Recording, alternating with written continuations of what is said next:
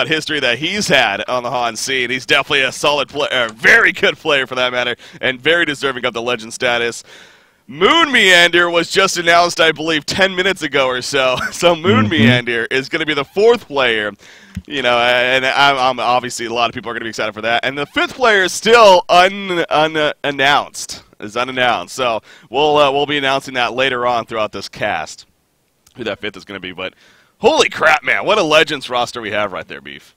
Breaking news, man. Like, Moon Meander, you said that, and I'm like, oh, got to update that post, because I didn't even know.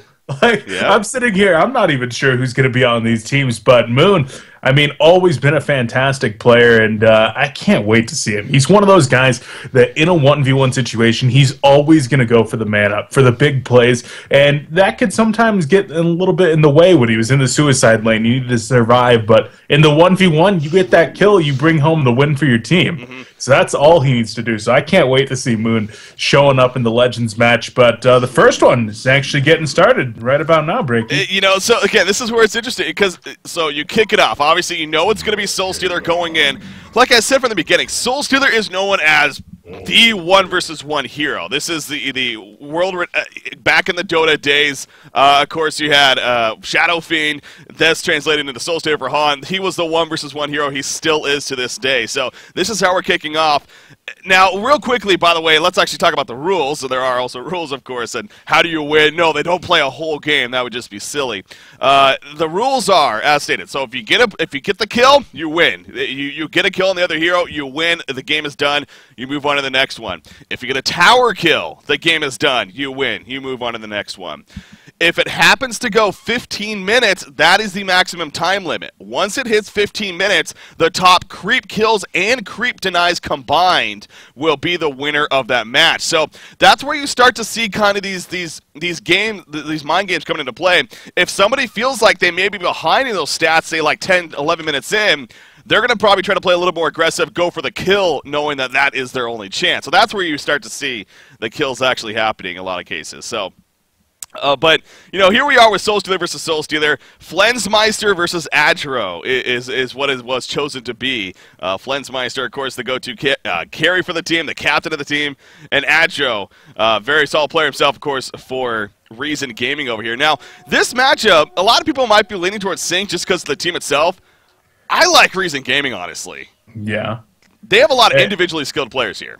They really do, and Adra, I mean, he's a huge guy on the TMM scene. He has a lot of experience in the 1v1 matchups where you might have to go mid and actually carry your team, but right now you can already see, like, the difference in the items here. Flensmeister going for the Blightstones, whereas a potion on the other side, and of course, more all-around stats for Mr. Adra over here, hitting for 43 to 49, as opposed to 45-51 for SS, but the life pool, definitely a bit different there, as well as the mana pool.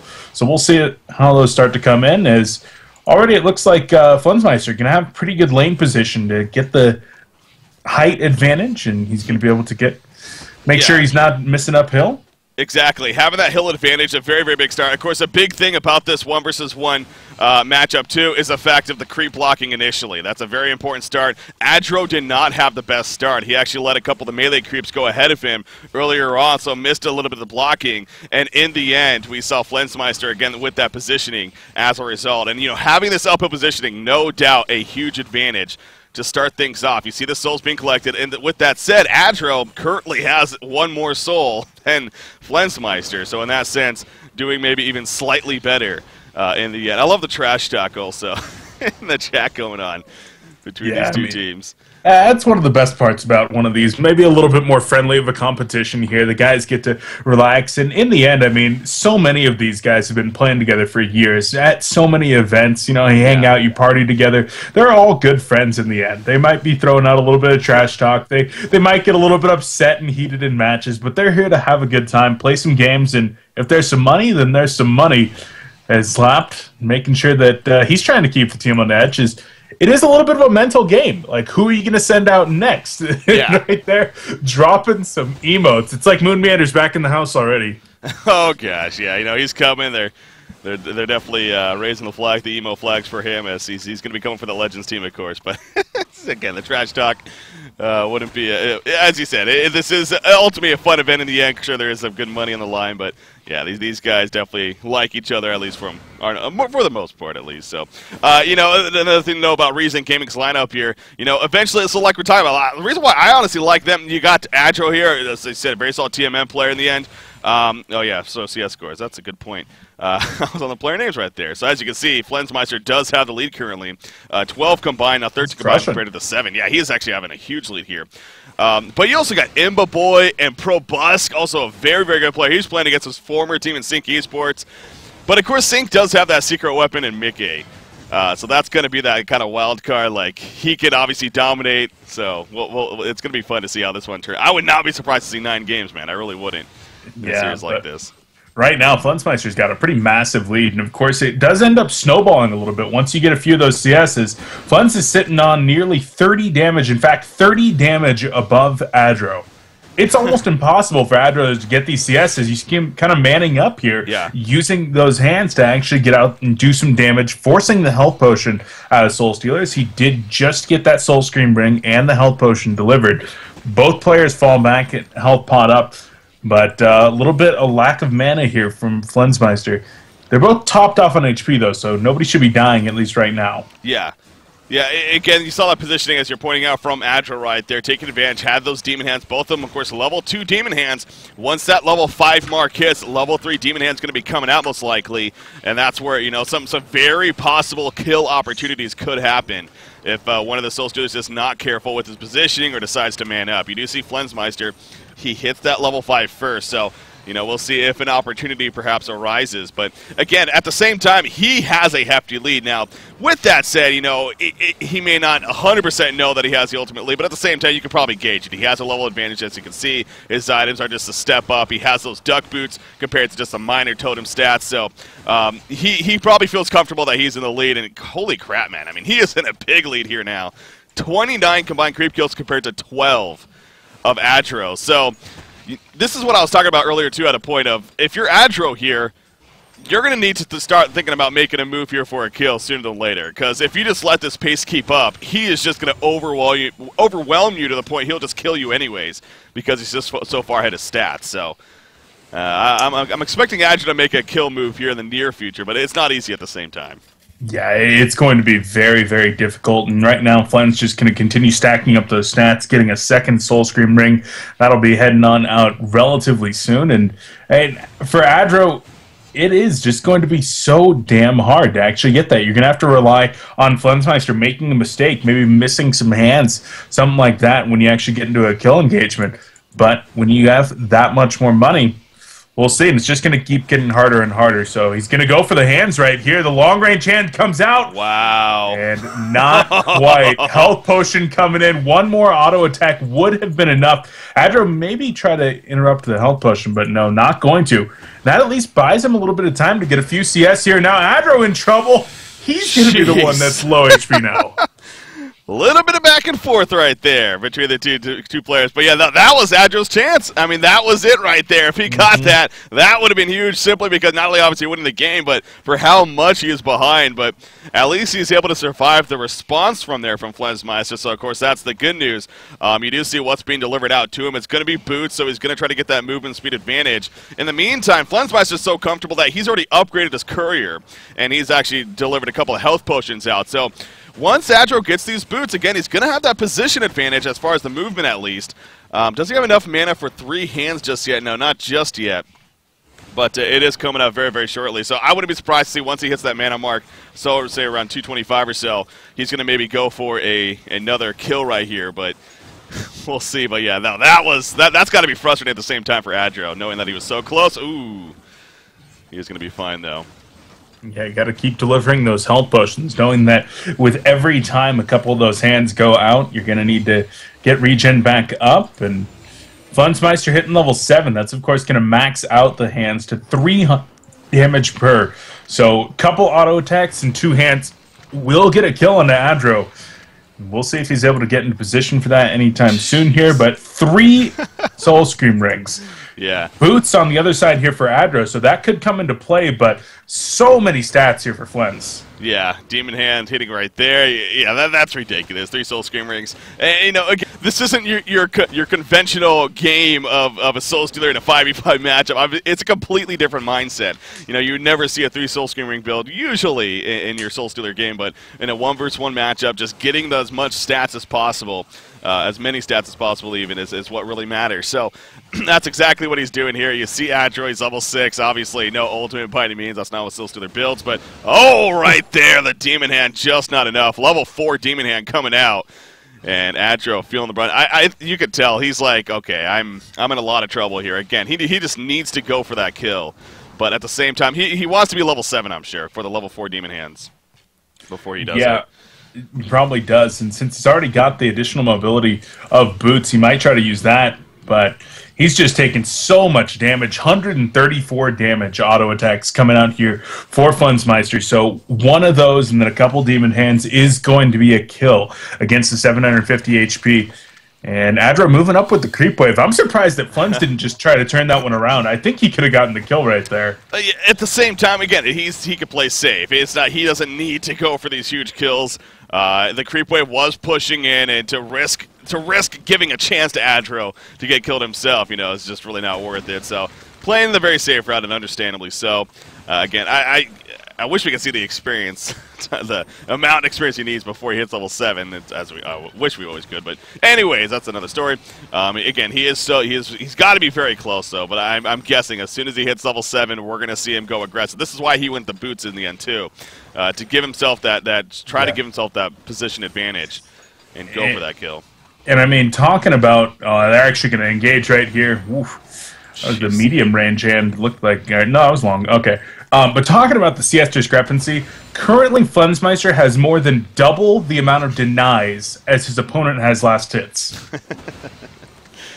Yeah, that's an issue in a 1v1 Soul Stealer matchup. Flensmeister's on fire, man. He came here to play, and actually Mystic Vestments, I think that's going to do it. I mean, Mystic Vestments, it was one thing without that. Now that he is level 7, he has those Demon Hands. He's still in 300 magic damage each Demon Hand, 900 damage, you know, mitigated by the magic damage.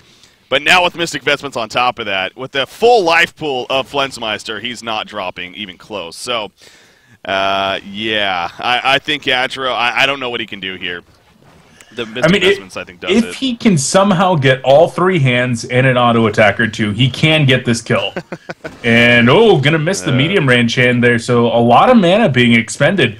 And he now doesn't even have enough mana for 2 hands, so gonna have to get mana somehow. Whether that's gonna be shipping out mana potions or a bottle, I highly doubt it's gonna be a bottle. He's just gonna go back.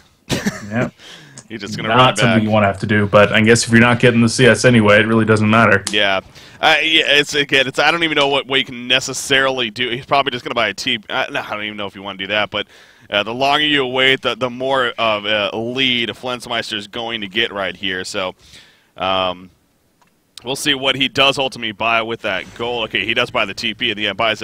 He has a minor totem on him, so he's going to teleport back in, but again, there's only 4.5 minutes now remaining in the match itself, so unless Adro goes for a ballsy move, it's one of those cases you might as well die trying, in my opinion, at least. In fact, Flensmeister, no, he's just tapping in there a little bit, seeing what's up, but yeah, if you're Adro, just go all out, man, because you could wait the 15 minutes, but to think that you're even remotely close would just be silly at this point, so go for the kill. Hey, it probably won't happen, but at least you gave it a good effort, in my opinion. But okay, gets a Demon Hand there. See, again, it's some good damage, but even with all 3, and like you said, he would need at least like 3 auto attacks on top of that somehow to. He's just trying to soften him up for now, though. There you go. And eventually get. Got to get off to the right side and get the fog advantage or something. He keeps getting in those long-range Demon Hands, and Funz is to the point that he can't actually afford any regen in his inventory space. The only thing that he's got is a Courier that's actually got a health potion on it, and then a mana battery himself. With 10 charges on there, that's actually going to be really useful. Yeah, I didn't even notice that until you mentioned it. Yeah, 10 mana battery charges, that's... He's getting low. Here he goes. He's going for the fog around the side. This might be it. No! No! Adro just did it! Are you kidding me? I told you, man. He needed to go around the side for the advantage. Attaboy, Adro. I am so confused right... okay, so Flensmeister, he was dropping his items because he was getting regen. So he was trying to do the nifty, you know, get less stats, get more efficient regen as a result. That was the worst timing ever. Adjo winning for the kill. I cannot believe it. Reason Gaming 1-0, baby. Wow. Oh man, Breaky, that was a hell of a comeback. And that's just the beginning. I mean, we have a full day ahead of us. That is the first match here of the 1 versus 1 HoNiversary. And that just happened. Wow. I don't even know. I don't even know how to respond to that. But, well, ladies and gentlemen, Recent Gaming, as you put it, up 1-0 here in this best out of 3. So, obviously, going to get things set, or best out of 9, excuse me. Going to get things set up here. And, buddy, jeez, I still can't believe that. Actually, yeah, I can't wait to see chat reaction here on the delay. There is a slight. It's not our 6-minute delay because obviously that's unnecessary for 1v1 event. But we do have a short delay on it. But yeah, there we go. It's I cannot believe that. There it is. Oh boy, the chat spam. All right, so we got a 1-0 lead now for Reason Gaming. That means Bubbles is going to be up next. So again, who do you send out here? If you're Sync Esports, I mean, is this Mickey's chance? That's a Mickey, yeah? Right there. Do you want to send him out this early though? I mean, I think you need to. Like, I think that when you lose that one, where Flensmeister had literally 4 times the creep kills as his opponent, like that is actually a confidence breaker for your team. I feel like. Yeah. Like, you need to reclaim that. And Mickey is somebody that's proven time and time again that he doesn't suffer from nerves. He doesn't get unconfident. He's 14 years old. Like, you can remember what you were like at 14 years old. Like, you didn't think that you could die in anything. Like, whatever game you're playing or real life or whatever, man. He's got the confidence of youth. And I think that combined with his innate skill on Bubbles, I think you got to send out the 14-year-old superstar here. Yeah. Server. Are you in the server? Server's full for me. I don't think you're in it either. Yeah, we need to. I always forget to join. Unfortunately, we can't have all these other people joining too. They can watch the stream, but we got to get the casters in here. I want to be able to show it to everyone, of course. Yeah, I definitely see what you're saying. I do. I mean that makes sense. It's just like. Again, I feel like that's your secret. Not even that's not a secret weapon, but that is your ultimate weapon there in Mickey. And it's like, yeah. What are they? They're gonna send Keizu in. See, I'm fine with this. Keizu, obviously a very experienced Bubbles player by all means, and I think this could prove to be a very effective choice. So, I like this. I like saving Mickey. I joined the wrong game. I was very confused to see BMG versus BMG, and then I remembered BMG's not even in this match. Lol. So then I realized that I was in the wrong game. But yeah, throwing Keizu in there. Yeah. It's going to be interesting. I mean, Keizu definitely another highly experienced Bubbles player, and I guess, like you said, they're kind of saving Mickey because aside from Keizu and Mickey, you've got Slapped and Support. 2 players that, I mean, they're fantastic players, but you don't typically think of them as your 1v1ers, the people that are, extremely experienced in that role at the highest level. Mm-hmm. Keizu is definitely going to fulfill that, and if you don't want to use Mickey right away, then he's really your only choice, in my opinion. Yeah. Yeah. Well, yeah, they're going to go with Keizu.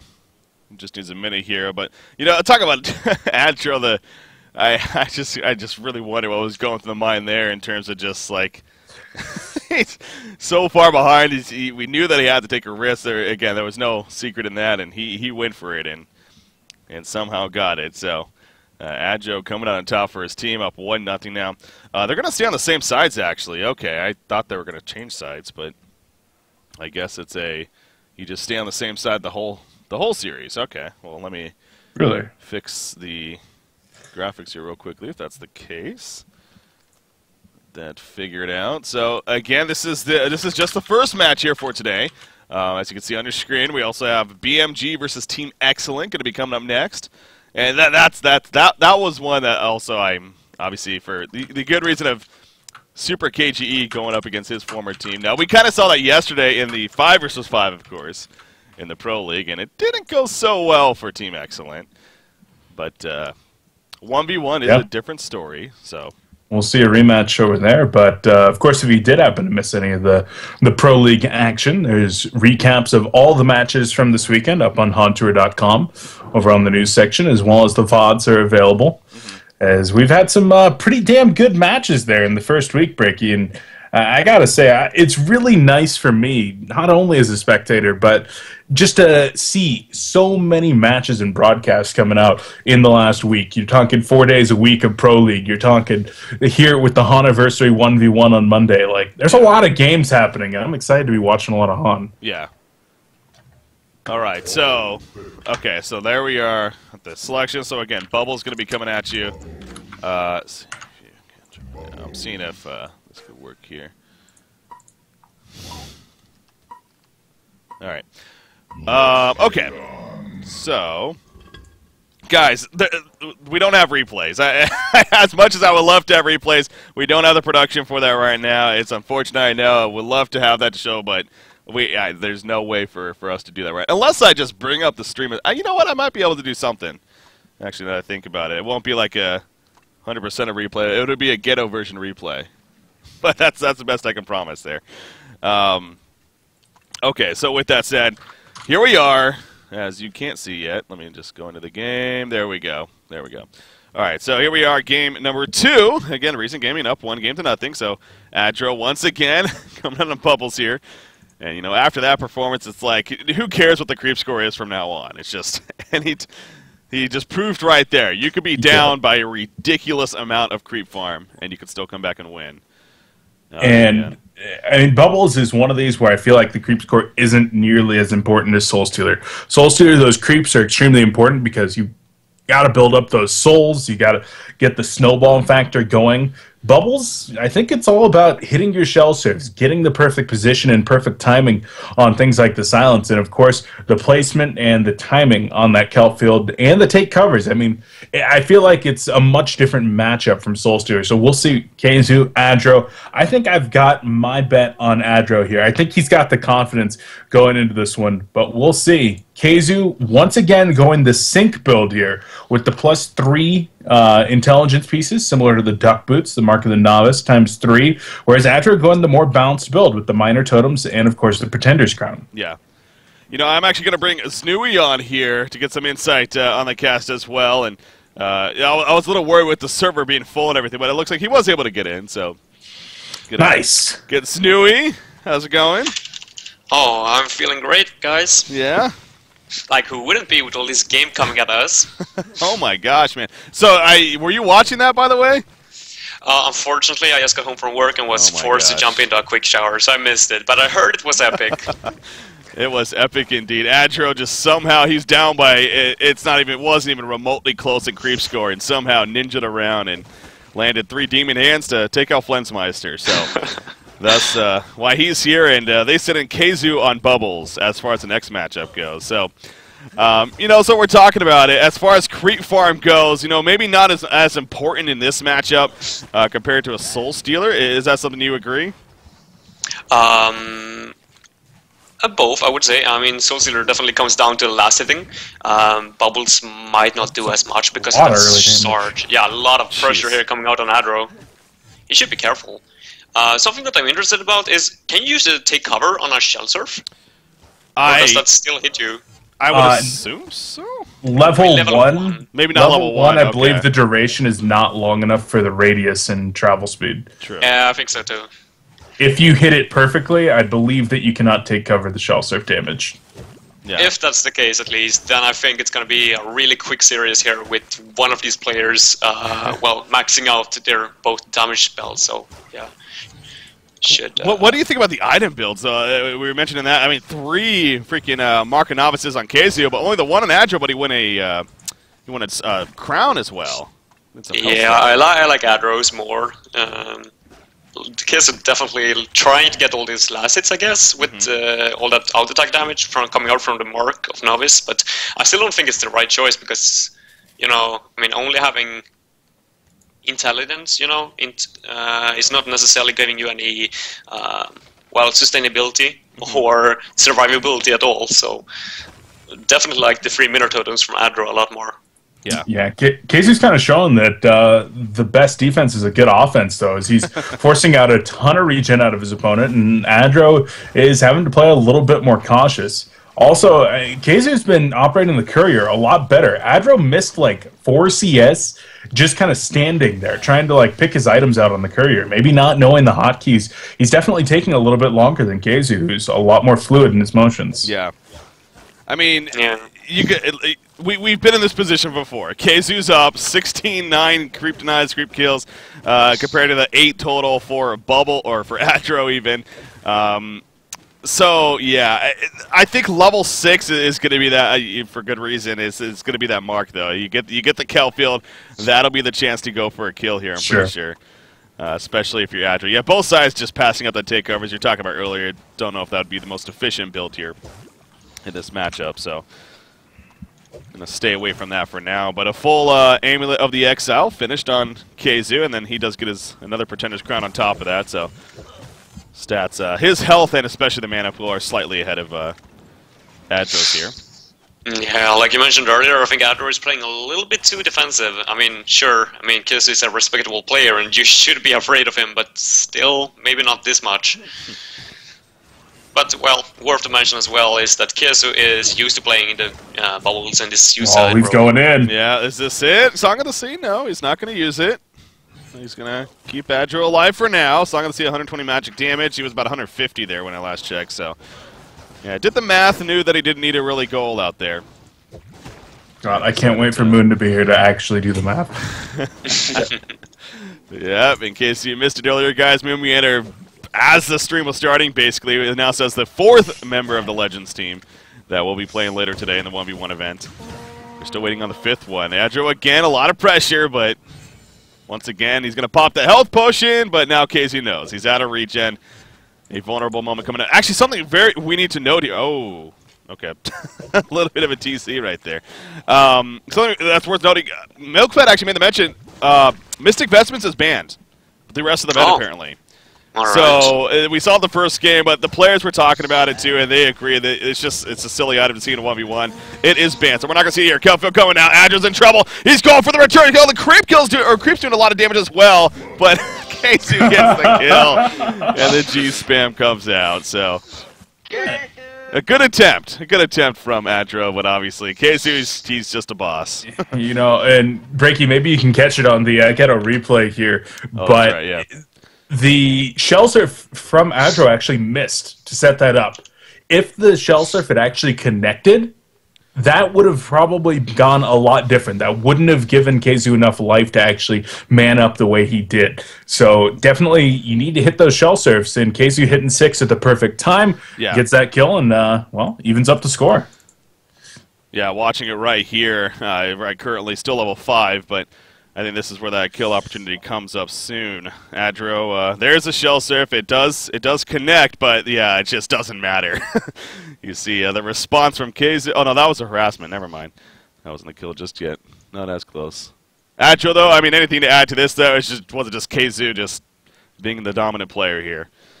Yeah, I think that's safe to say. I mean, there wasn't really a question about who was going to take this one. So. Oh, it actually did connect. I lied. It did what? Oh, the shell surf? It did hit, yeah. It just barely did any damage. I'm insane. No, did it not? Okay, yeah, it did hit, yeah. I just saw it right there. There we go. He tries to hold his ground. I thought with the creeps doing a little bit of damage, I mean, that could have been a difference too, but no. Wasn't enough. There's the G-spam, and lo and behold, we're tied at 1. Yeah, this is going to be an interesting one. I think Imbaboy is for sure the best 1v1 player overall for recent gaming, so yeah, they're betting a lot here. So, okay, so Imbaboy's in? Is that what you're saying? Yeah. Is he, that's who they chose? That's okay, so yeah, I'm going to try to get in here, obviously, to join up for the next game, but Imbaboy going to be the next player, it sounds like. And yeah, it's him and then Probusk especially, too, as it really stand out to me. Oh yeah, true. Probusk is actually in there now as well. Yeah. I kind of forgot about that one, but... Yeah. There's been a lot of talk about Imbaboy, though. A lot of players regarding Imbaboy as one of, if not, you know, the most very difficult player to play against. In a 1v1 matchup, you know, as a suicide player is playing in that short lane matchup that he has.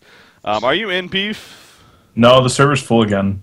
You might just be able to join with the other way. I think Zooey was able to do that, so if it's Okay. Yeah, full, I was. Right.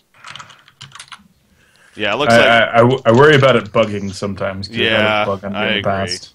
Let's just see. Let's just see like if this does work. But yeah, this is too many players. I think it's at a point we might need to make a rule where the players can only have like 3 of each side on or in the server or something. Because yeah, hashtag production value. There you go, guys.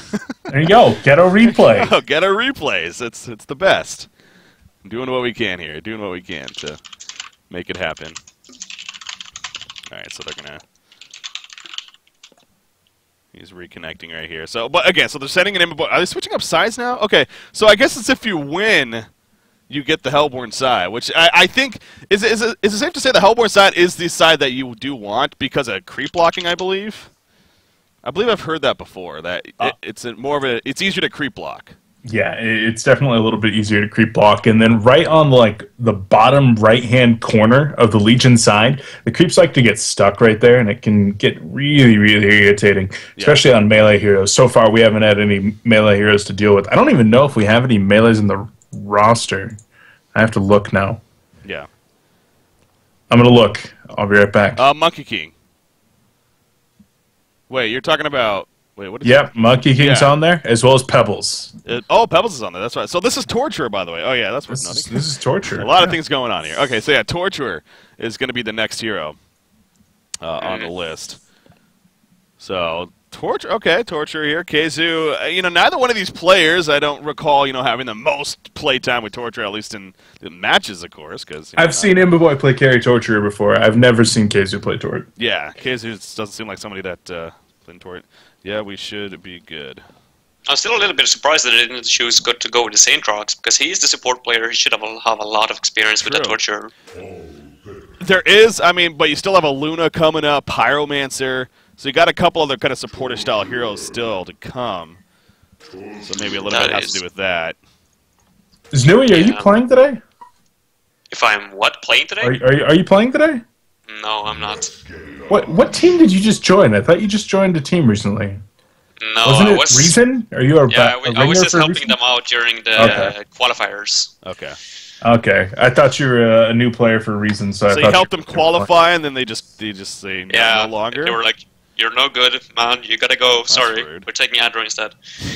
Wow. No, but I actually don't have too much time during the summer now, so therefore I'm not gonna be able to play in the Carnage tournament. Okay. All right. Well, But you can cast.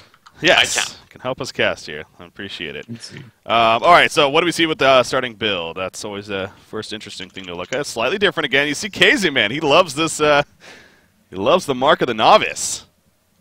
Yeah, He does. He's there. going for the last hits. Yep. And the same build from Imbaboy. It's like a team thing here. I suppose they're probably all in Skype together, like actually talking about these matches and whatnot, and probably talking about what they feel are the best builds. So far, Sync feeling like the heavier damage, whereas Reason does prefer the slightly more balanced build. Yeah. Every matchup is a... Oh, okay. So Milkfat confirming as far as the sides. So they roll before every single game. Okay, well that's interesting. So they roll before every single game, but again, the winning side will more than likely choose Hellborn, as we discussed earlier, for the obvious reason. So, okay, so here we are, Torture. Torture is this match. So again, we're tied at 1 game here between these two teams. So that means at least we're going to dip into Pyromancer for a round 6 matchup, and then we'll see if it goes further than that. Wait, did that get changed? Round 6 used to be Engineer. It did, yeah. I think Milkfat talked to a lot of the players and everything, and kind of got their consensus on what they thought would be best. I'm actually a little bit salty. Clearly about that. didn't get your opinion on that. My apologies. I've actually been looking forward to the Engineer 1v1s pretty much all week, not gonna lie. Well, we'll see. You can ask the players, see if they'd be willing to do it maybe, I guess. But It would have been kind of cool to like give them a set of 3, and then each player gets a veto, and then you have to play the last one. that would be interesting, actually. Yeah. There you go. Here, the survivability comes into play when Imbaboy can man up with those Minototems. Look at that. Didn't. I mean, these players have a lot of experience playing Oh, against... he got Oh, was it. it going He for got- it? Oh, almost. No, just not enough. We take some tower damage. That's not good, but health potion will be fine. Yeah, health potion is on the way with the courier. Doesn't have it quite yet, so this is going to give a lot of space for Imbaboy. Although he's not bringing any regen here himself. Courier might get... Ooh, I feel like that could have been a courier snipe if he had the vision that we had. And that's a big deal. That is a huge deal in 1v1, yeah, because obviously no one can buy the courier for you. You'd have to go all the way back, and that's not something you want to do in a 1v1. No, what I was going to say, I mean, these players also have a lot of experience. Yeah, this is close, actually. Agonizing Bonds, no, he's not in range. He went for it, though. He got Agonizing Bonds, so he needs to be careful, but yeah, they really need to utilize this Monkey Courier like non-stop if they want to have enough regen to actually man up against their opponent. Would you suggest doing what Kate's doing, maxing out the Agonizing Bonds first, or the chain reactions? The Agonizing Bonds, I think. Yeah. The cooldown is a bit shorter. Of course, it comes down to a lot of factors, but in this particular reason, when it's a 1v1 situation like this, yeah, Agonizing Bond is for sure the right way to go. I mean, it's different if you're in playing team matchmaking, for example, and people are roaming. I mean, you might want to have that longer stun range, but here, when it's pure about 1v1, it's definitely better to go for maximum damage output. Yeah. Now here's a smart choice. Mana Battery actually picked up K, so I like that a lot. I mean, this is just going to help him the further the game goes. I mean, Sync Esports, man, they know how to last hit.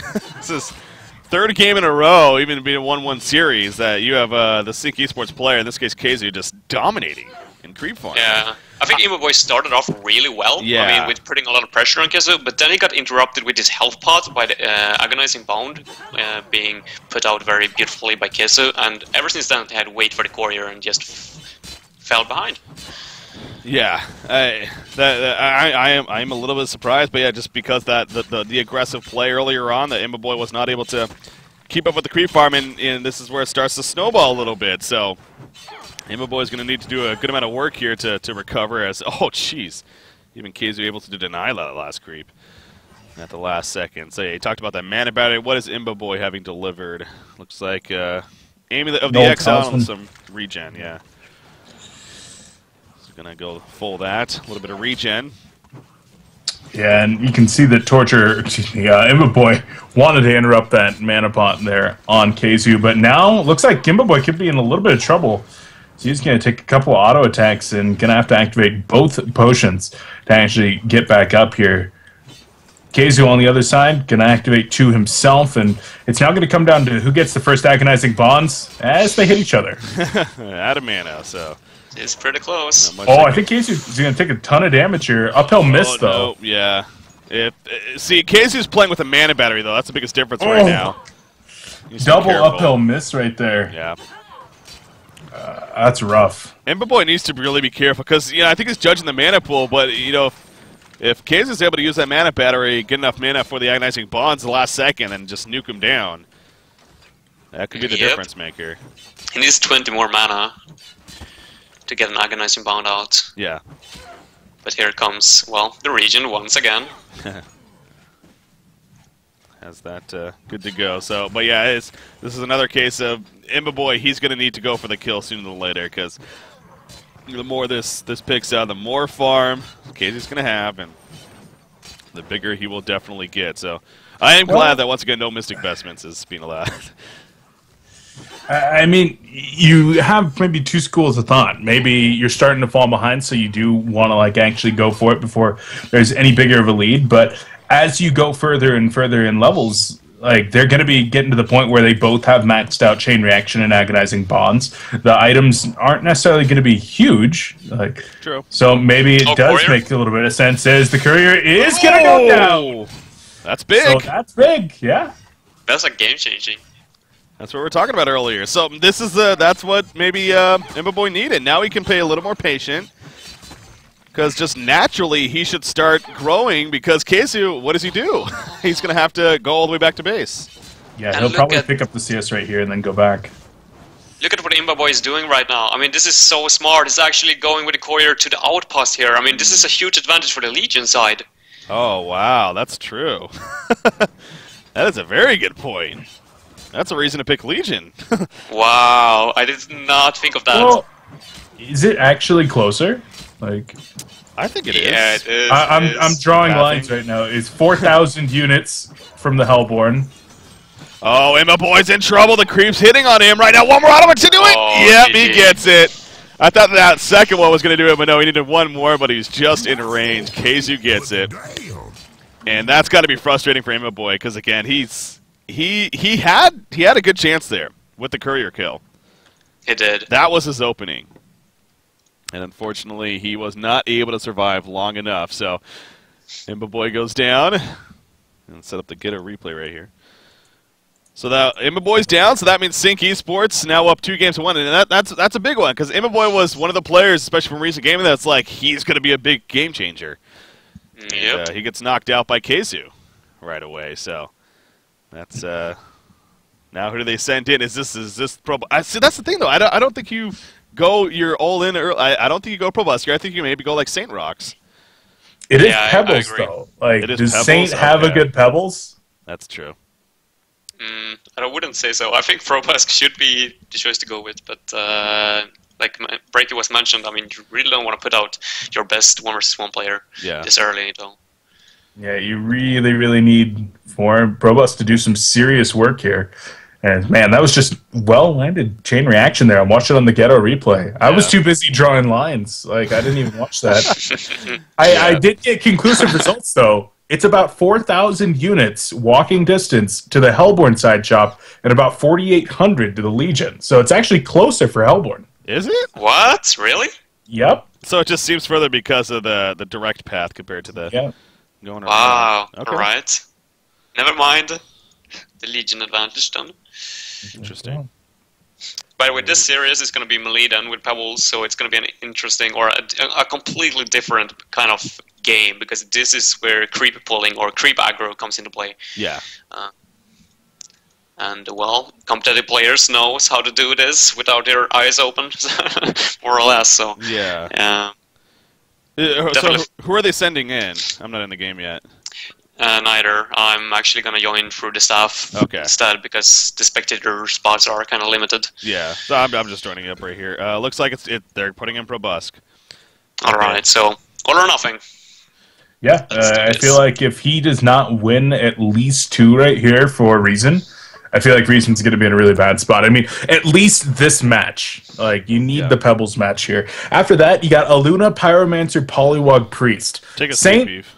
Saint could do those no problem. I did. Did Sitting. you? No, I don't think it was full, I think, so. Oh, I clicked There we it. go. Yeah, that is the biggest thing. Being Pebbles, if it wasn't Pebbles, if it was maybe another hero, then yeah, I could see somebody else. But so they're gonna send in Probusk here as their. This is sides. Fourth player. This is their. Wait, this is their third player because Imba Boy and Adro, so Bourbon knocked out. That's right. So these are the sides. All right, so let me just set it up real quickly. Sync's going to be on right once again. Okay, so it's 2-1 now, Sync Esports. Yep, we are good. All right, so, I mean, Pebble or Keizu at the same time, he has some history with the Pebbles. It's not like this is completely new for him either. And again, he really is just a well-rounded player in the end, so. This could probably be one of the best matches we see here in these two teams.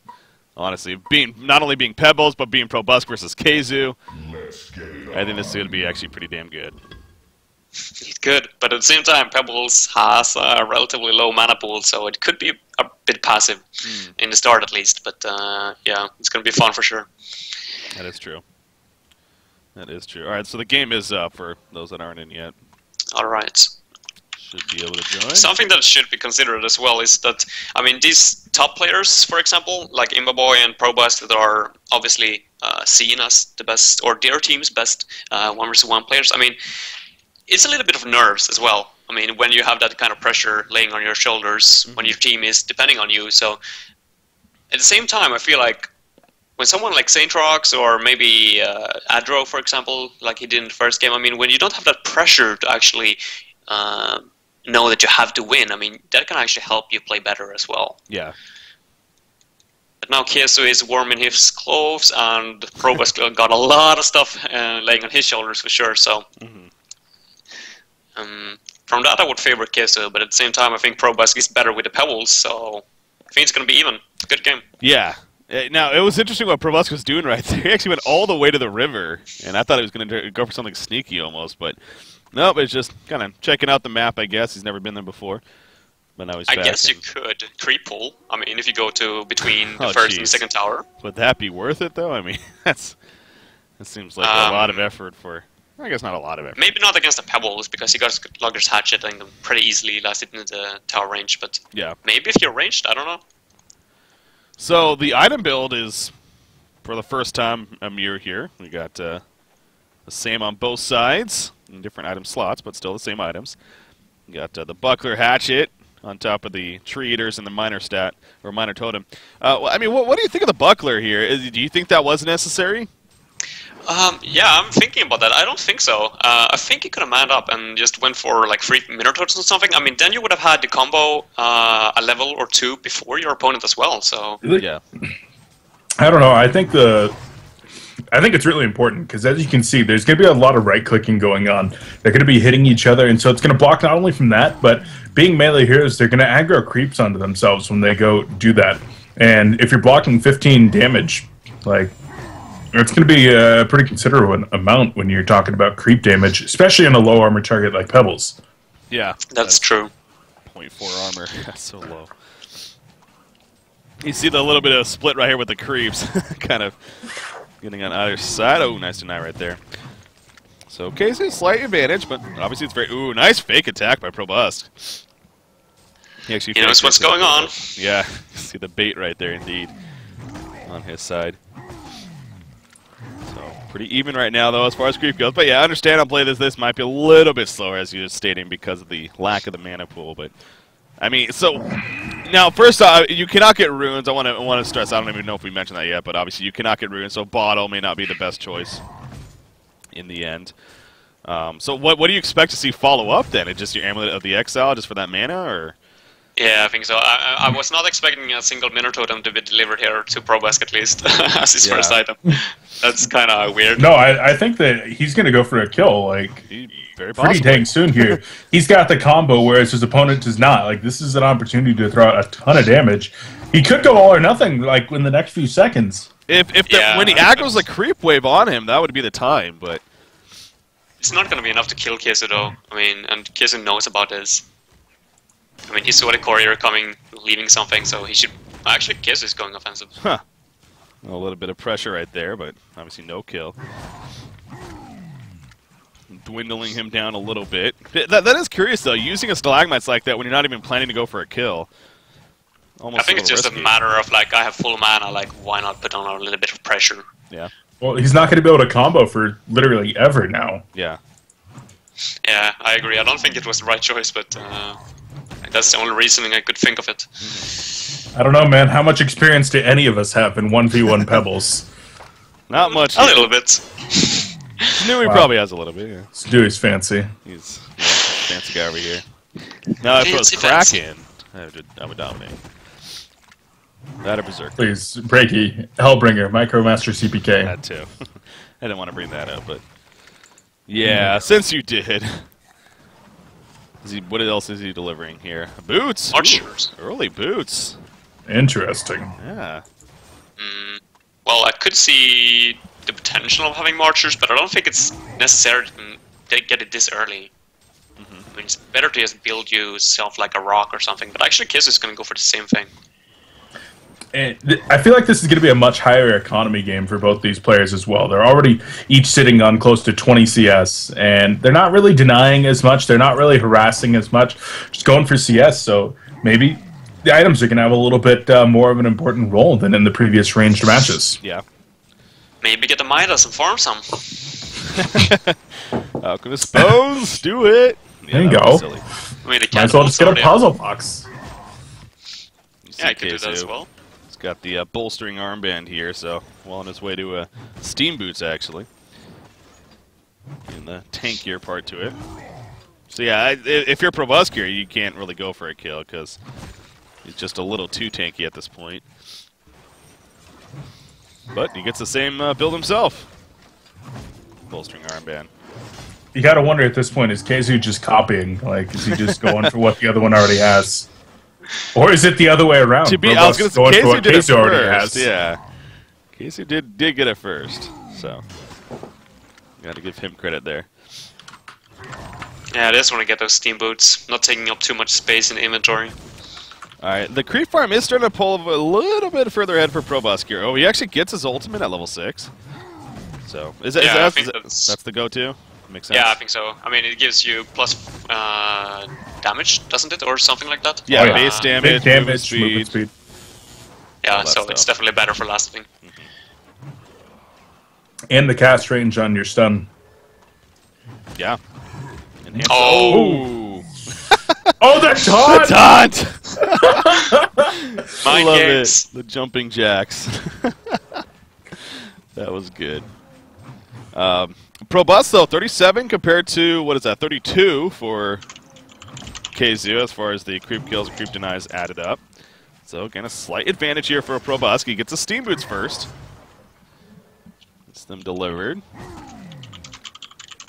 Yes, there you go with Keizu. So, this is a true mirror match here. Items exactly the same. Oh, he gets chucked in. Actually, there's a combo in tower range, actually. Probusk in a lot of trouble here. He is going to survive, but whew, that was dangerous. Dangerously low. Let's get a last creep kill. That's the way the response jumping jack. That's the way to do it though. Get them in your tower range. And, Probusk needs to be careful now. I'm not sure how much mana he actually gets on Keizu when he switches those steamboats to int, but he shouldn't be that far away from a stun. It's gonna be pretty close, yeah. Keizu. Let's see, it's currently on strength, of course, but switch that to int, and all of a sudden Stalagmites could be coming out. So Probusk is not. He has agility currently on. Actually, he's gonna get a health potion here. Yep. Gonna use that, so he is fine. Ooh, nice cancel. Just stops a bit. It did force him to use the rest of his mana pool, of course, but. I actually like that decision from Probusk. I think that was a bait on that chuck. He got two, yeah. Because this is now going to all of a sudden set up a position where there's a lot of mana for Probusk. And Keizu's, once again, it's going to take him literally forever to have a combo. Because he can just chuck creeps at Keizu all day. Anytime there's a mana potion up, he's just going to chuck or punch or something. There it is. There you go. Yeah, it's reach. That's where the bottle could arguably be an efficient pickup, but the only way you ever charge your bottle is if you walk all the way to town, though. That's what I'm. Yeah, it's tough. He does go mana battery. Actually, what do you think about that? That seems like yeah, it seems a bit odd, but I like it because this game is going to go on for a bit, and like I mentioned in the previous series, I mean, the longer the game goes, I mean, the more beneficial the mana battery is for you, or has been for you. At that point, I feel like I would have just preferred like a Lex Talionis or something, man. Get some basic health regen in there and like some extra damage and stuff. I don't know. That's like a YOLO item in a 1v1.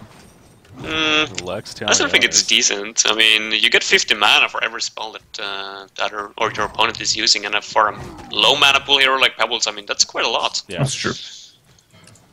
That's true. What did you get? Okay, right actually, I just want to see supply. Lex. Wow. So Probusk feels it's good, and he feels like even the step up is better. Gets the whole power supply here. It's the taunt. Yeah. What are we, 8 so we're just about at the well, we actually past the halfway point now. 65 for Probusk, 49 for Keizu. So Probusk is definitely having a hefty lead here. Yeah, it is a bit demoralizing for your opponent when you like pick up a power supply like this. I mean, Keizu gets a mana battery and Probusk gets a power supply instead. I mean, that kind of gives Keizu the knowledge of him being behind in terms of kills, or I mean in last hits. So it's a little bit of a mind game as well. And a full bracer coming out now for Pebbles over here on Probusk. I always want to just say Pebbles, but I know. They're both Pebbles. It's an issue. Yeah, welcome to casting 1v1s. Duplicate heroes, yeah. I did that plenty in the past. Pebbles going for the kill and wait a second. Probusk, okay. Just letting him know what's up. Boxing him out there. I expected this one to be done by now, to be honest. They're playing this a lot more slow than I would have expected. Yes and no. I mean, if there's a matchup here out of these 9 heroes, I could have seen this one going the distance. Because it's just like that all-in burst, and I don't know. Maybe not, actually. No Mystic Vestments actually does change that, though. Yeah, I still think that the Pebbles now, when he got that bracelet, I think he should be able to man up a little bit more. Yeah.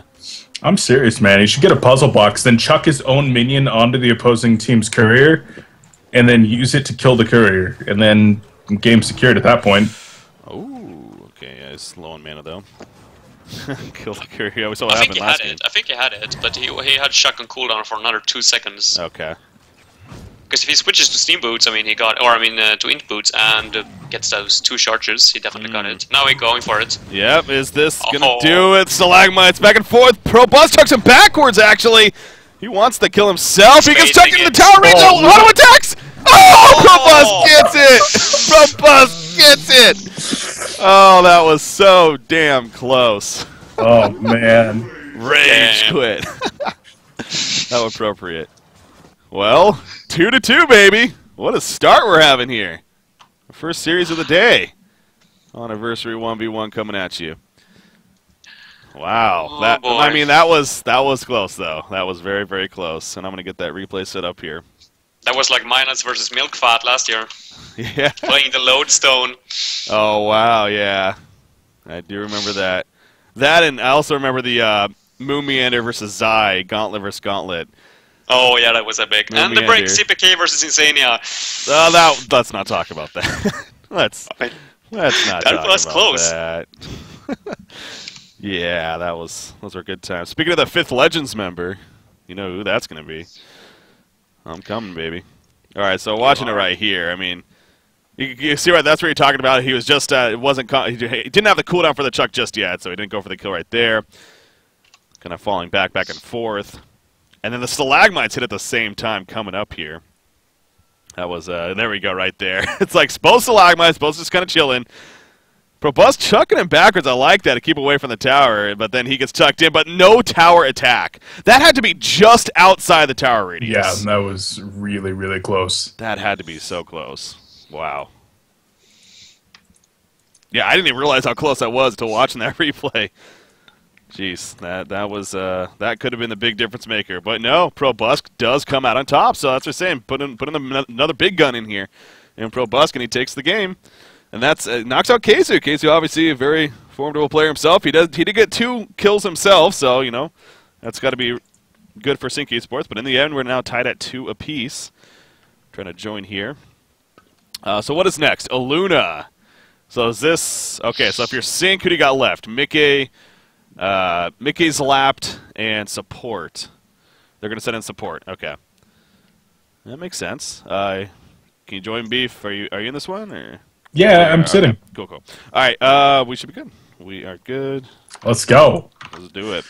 So what is this now? Aluna, I believe. Yeah, Right. we got Aluna here. Right. So sending in support. That makes sense. Get the experienced Aluna player out of the way. I have heard from a very reputable source that support plays a mean 1v1. Yeah? So we'll see. I mean, this is definitely going to be one of his stronger heroes as well. So a good time to actually have him in here for the Sync guys.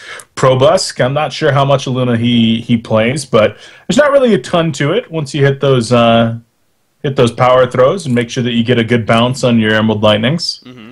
We'll see. I'm trying to ask Sam, actually, if Lex Talionis is even allowed, because it does have the magic armor on it. Oh, that's a good point, yeah. No, Lex Talionis is banned. Okay. It is No, banned. no, it's not banned.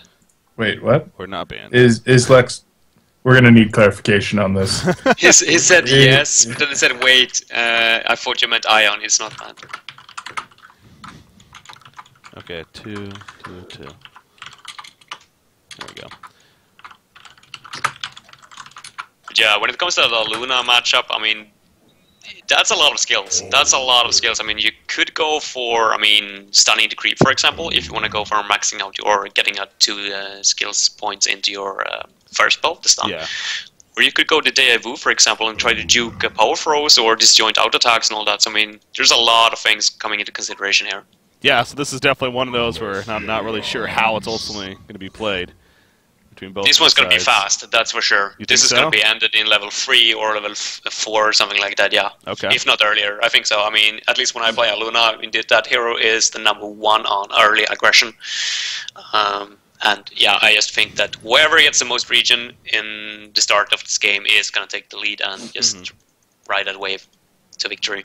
Well, that means support has a double advantage coming into lane with 2 sets of regen, 1 of each, the Blightstones and the Health Potion, and the Avatar advantage, playing the Conquistador Luna versus the default. Yeah, that's huge. That's huge. Conquistador is really high tier compared to default, so that's the +5 base damage.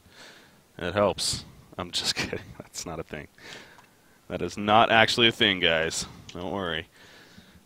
Man, what again? The cool things about these is like you would obviously hate to see like a 5-0 or a 5-1 or something like that, but we do not have that here. We already got 2-2, and like I really thought this series. I know a lot of people may have leaned towards Sync Esports just because a 1v1 is so different. You got Recent Gaming has a lot of individual skilled players, and I think we're seeing that here. Probuska obviously up there. Ark will be their best one, I think. Who else do they have with that said? They got St. Rocks and Zane. Zane's a very good player, too, actually. He's got a lot of experience in a 1v1 situation, but what I fear is that he's not too comfortable with the heroes. True. Because he's usually, like, the heroes that he's known for being a badass on is like War Beast, Kraken, those kind of heroes. Pharaoh. They're not real played. Yeah, for example. Is that one in this tournament? No. No. Okay. Nope. The only other melee hero is Monkey King. Alright. Devour is a bad 1v1. I think we've done that in the past, and it was like just so passive and not that fun. Yeah. It can take ages to kill your opponent. Yeah. Kind of depends on if you're willing to bet everything or not. Alright. So, again, as far as the start is concerned, a slightly different build there. Probuska compared to support. Those tree eaters here. Yeah, I think support can play a little bit more aggressive now. I mean, he got the blights, Probusk doesn't, so if he just goes up on the hill, I mean, he should have an advantage. I mean, Probusk shouldn't be able to, get him out of there. I think support should be able to out-harass him, or, keep him away from last hitting right now. But he's playing it safe. Also, what about, Power Throw? It's not an easy ability to sidestep, but it's not the most difficult either. Definitely play a big role here. And again, you also want to try to line it up to not hit the creeps either to do as much damage as possible, so the angles can be difficult sometimes. If you're experienced on the hero like support is, I don't think you should be able to miss it though. At least not on this, not unless it's the max range, because it's very easy to trick your opponent or fake cast it. So you can just keep doing that until you're safe that it actually hits. True. Probusk is crushing in CS right now. Not only getting the kills, but the denies as well. Like, he's been lining up these power throws phenomenally. And yeah, support is having a very, very rough time. Whew. Get some creep kills and also some harassment right there with the power throw.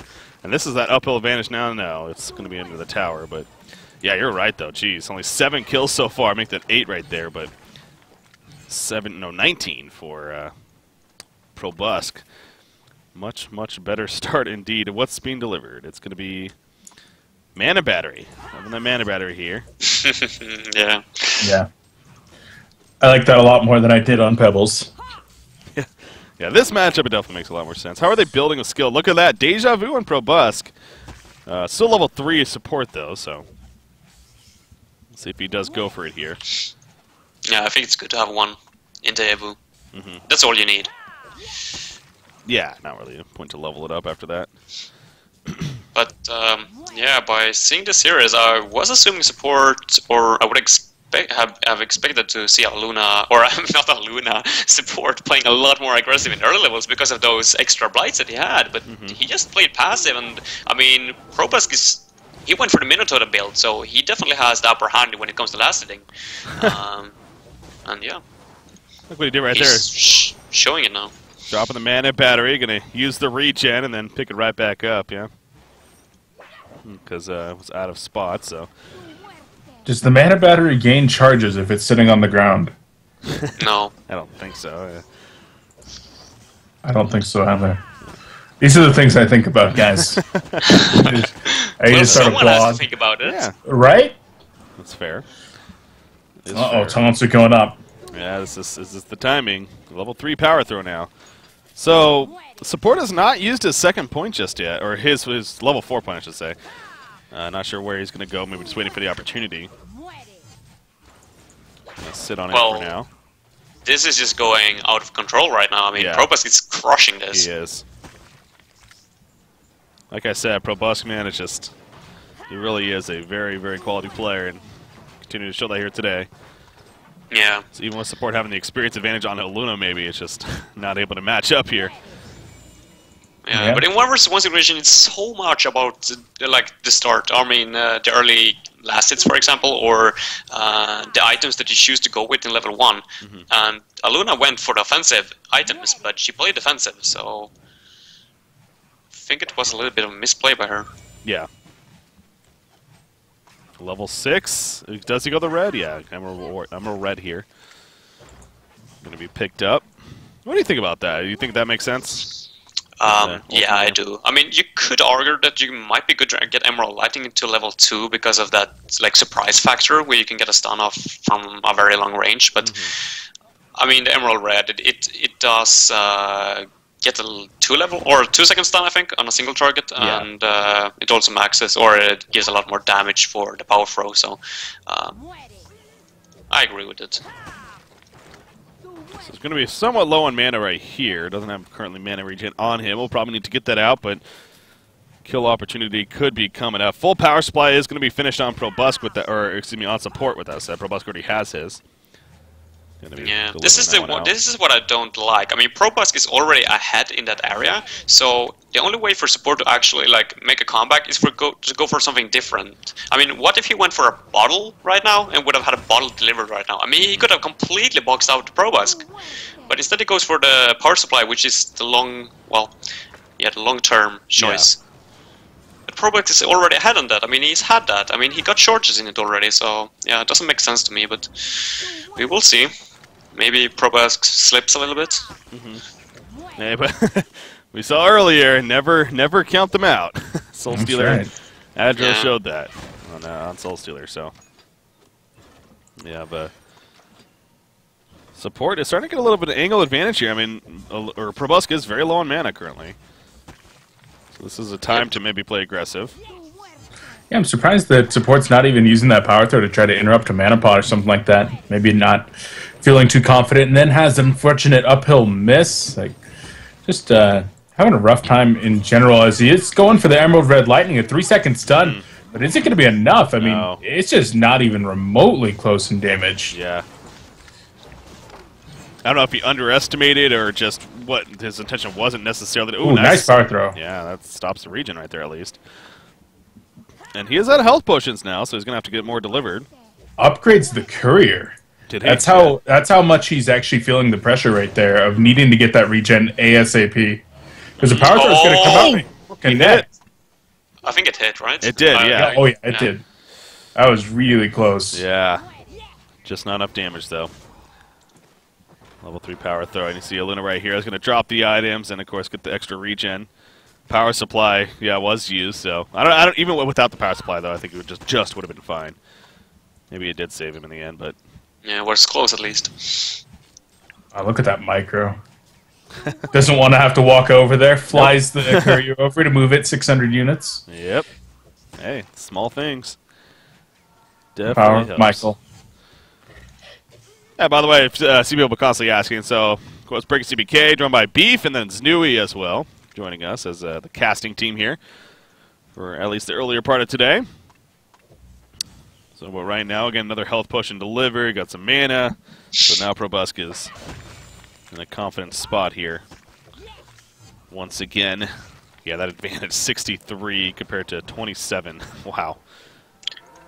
Alright, so it didn't go as I predicted, at least, with early levels, because, well, both players choose to go for the defensive kind of items, more or less, or the defensive plays at least. But where do you go from here? I mean, what item do you tend to build when you start to get level 8, 9? Did we determine Lex Delionis is banned or not? Lex is banned, but I don't know if the okay. players know that. They're manning up right here. Oh no, I think this support's could be a desperate. kill. Yeah, he was desperate. Oh, he tried to get the big stun.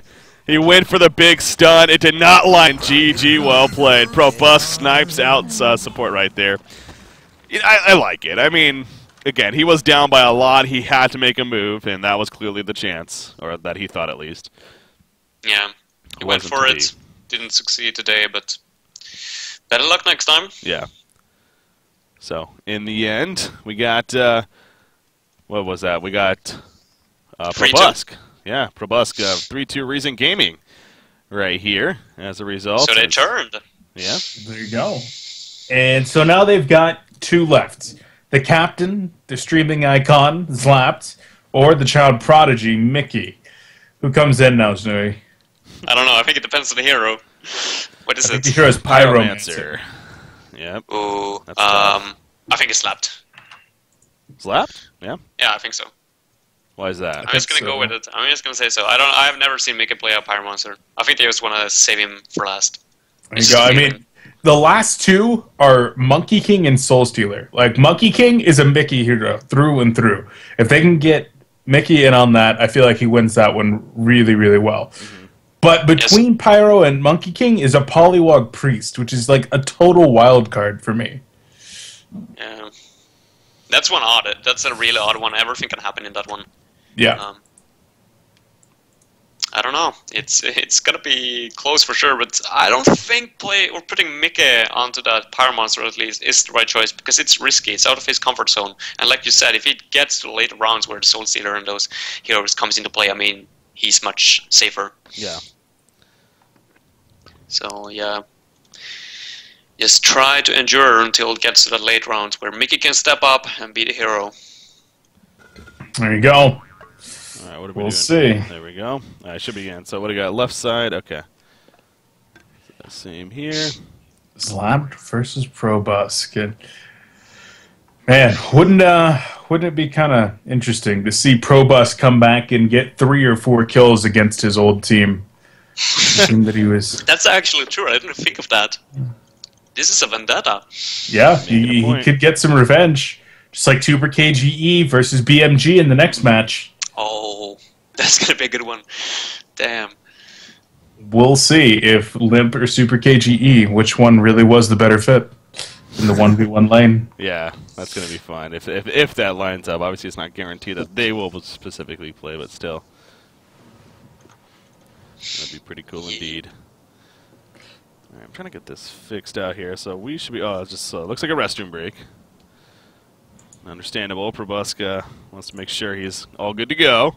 Again, so if you are just tuning in, guys, for today, as you can see on your screen once again, this is the 1 vs. 1 showdown for the HoNiversary.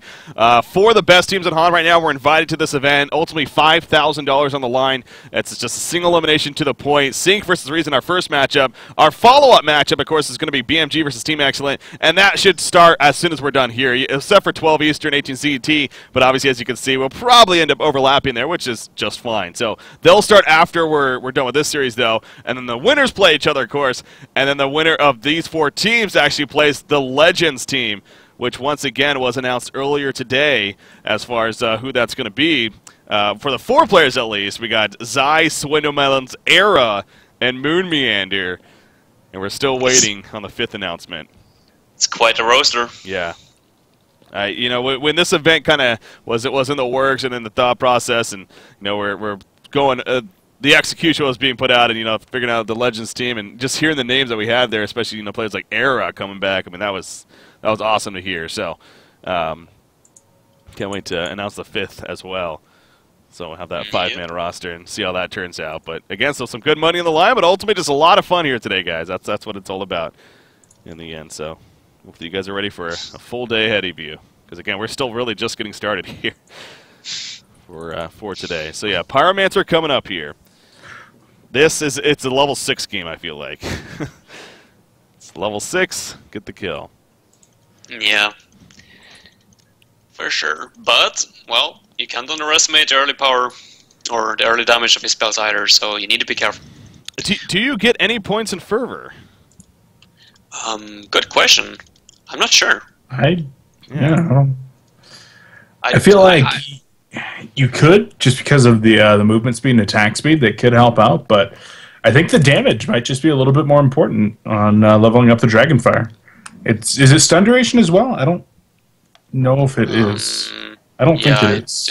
No, okay. Actually, it's not. I don't think it is. It's just damage, right? Yeah, it's just damage. I don't know. The Fever it passively adds some cast speed, so I mean, it could help you last hit a little bit, but I don't think it's worth it. I still think the damage is to be valued here. Yeah. All right, here we go. So they send in Zlapt. Once again, 3-2 reason. It's Zlapt and Mickey, the two last players for Sync Esports. The last hope to keep them alive here and move on to the finals, the initial finals at least. Probusk, though, he's again making points once again. That he is a very quality player, and yeah, there's just that storyline there of getting some revenge. There's most certainly a smile on his face of, yeah, this is happening. And Slapped going for the same build. Yep, going the Keizu build here. Again, they're obviously communicating, I'm sure, with one another, and taking insight in, and so not too surprising to see the same builds. We got to get in their Skypes, Breaky. Yeah, hear the celebration, man. Oh no, that's we're planning for that as soon as one team comes out on top, or perhaps even if it ends up being a final game, maybe we'll go in and get a quick interview or something like that. Pretty epic. May the best stain win. Yep. All right. So again, the items. Seconds are ticking down. As far as the first skill, what do we get here? Probably Phoenix Wave, just to assist with the last hitting initially, I assume. Let's see. What's the cost of these spells in level 1? I think it's a little bit less for Dragonfire. No, so it's the same. 90. 90, yeah.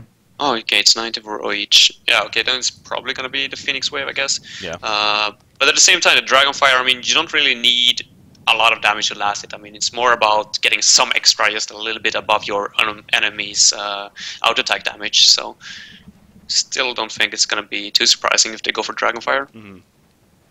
I mean, they could go for the Fever and just auto-attack their opponent down, but I don't think it's going to work. Okay, there we go. Yeah. he missed Probusk, though, so right off the bat. Yeah, if Probusk goes for the Dragonfire now, he could play offensive. Now, pushing the creeps all the way into the tower right there, it's going to leave 3 going back the other direction. How does this lane position end up working out? Yeah. Snooey? This is good for Probusk, for sure. He's going to come out on top after that.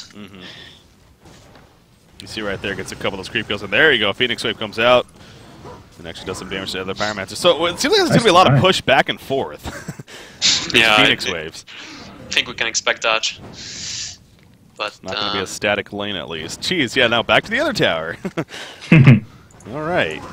And here is actually something that's worth pointing out as well. I mean, in this particular matchup, I mean, when the hero or the creeps are going to be so much in tower range, I mean, you're going to have to rely on your spells to last it, and therefore, I mean, the +3 Mark of the Nova might be a bad choice. Since it's not going to be that much about trading out attacks like in the previous series. So, favor for Slapped, I think. And he's going for it. Ooh, almost. There's going to be a lot of cancel animation here. Yeah. A lot of that in this matchup. I'm going to make a bold prediction. There's going to be a lot of cancel animations, and both players are going to get mana batteries. Call me the prophet. Bold. Yeah. I mean, what you're going to do? I mean, it's $5,000 on the line. I mean, that's quite a lot of money, so you can't blame the teams for the players for actually, playing it as safe as you can. Of course. Oh, wow. If this was team matchmaking, I mean, it would have been a different story for sure. Probusk is... That could have been a kill. Yeah, I almost thought too. I mean, the Dragonfire, not the most damage, but at level 1 especially. I mean, 90 plus probably 2 to 3 auto attacks. That could have been a kill maybe, but Zlap playing it safe. Doing really good with those Phoenix Waves. Getting the last hits and getting a lot of damage done to his opponent. So far, it's 60 to 40% of the damage done in this game in favor of Zlapt. Yeah, That's actually a good chart to look at for these 1v1s. I thought about that.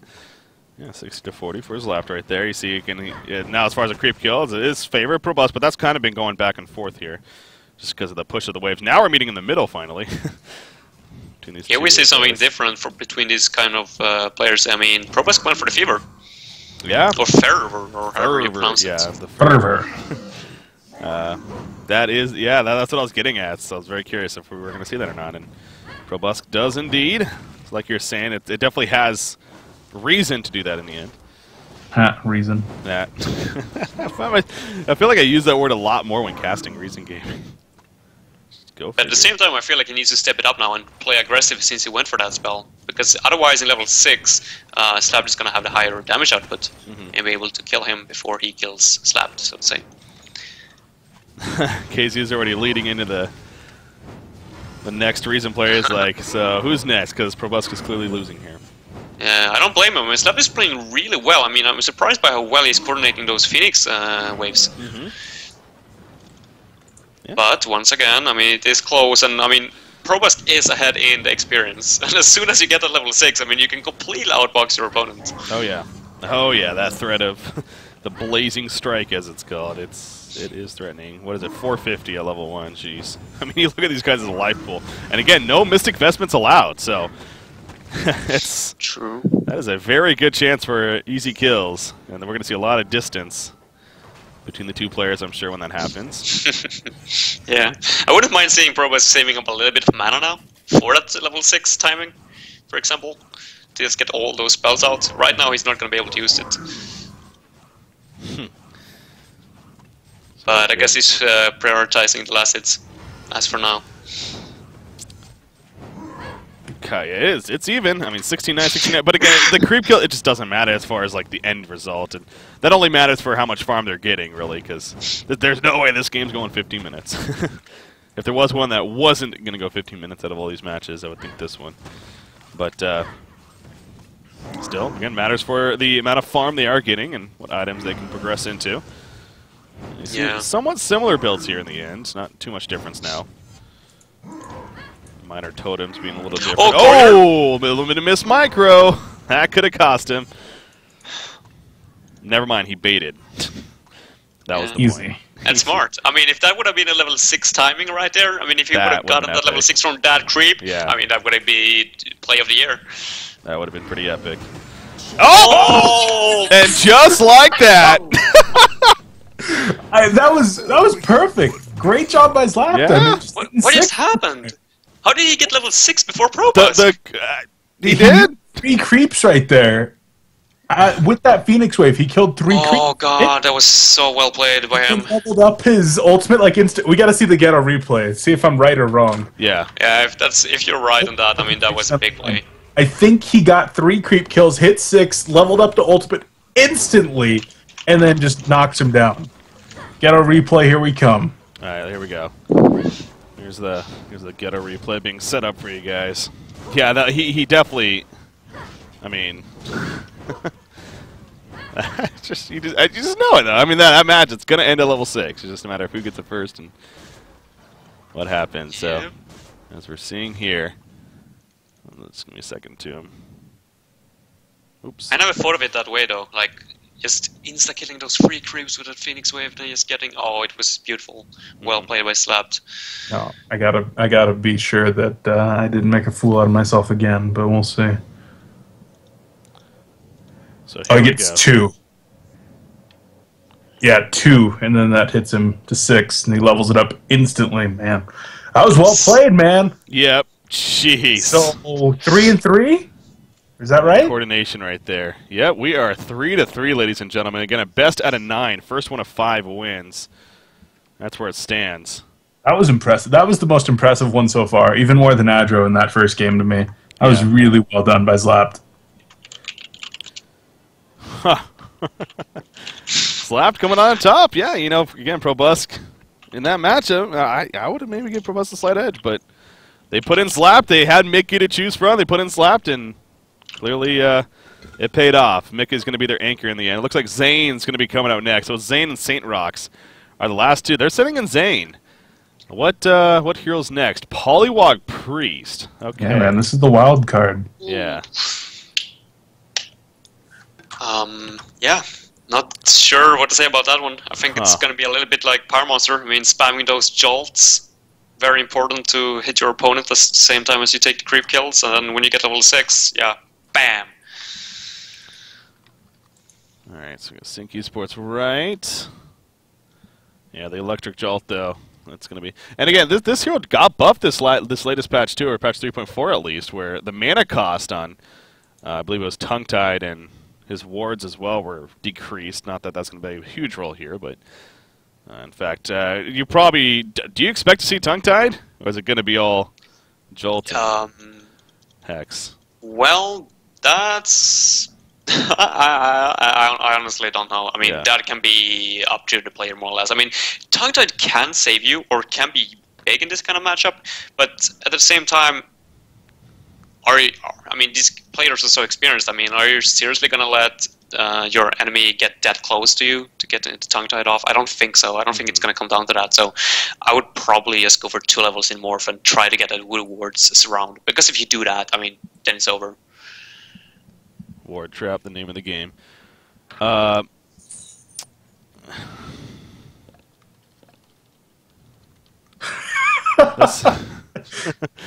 Nice. I don't know, man. That game, like, you could even say that it was too easy. Oh, snap. God, this is what I'm here for, ladies and gentlemen. The wordplays, the puns, and the bad jokes.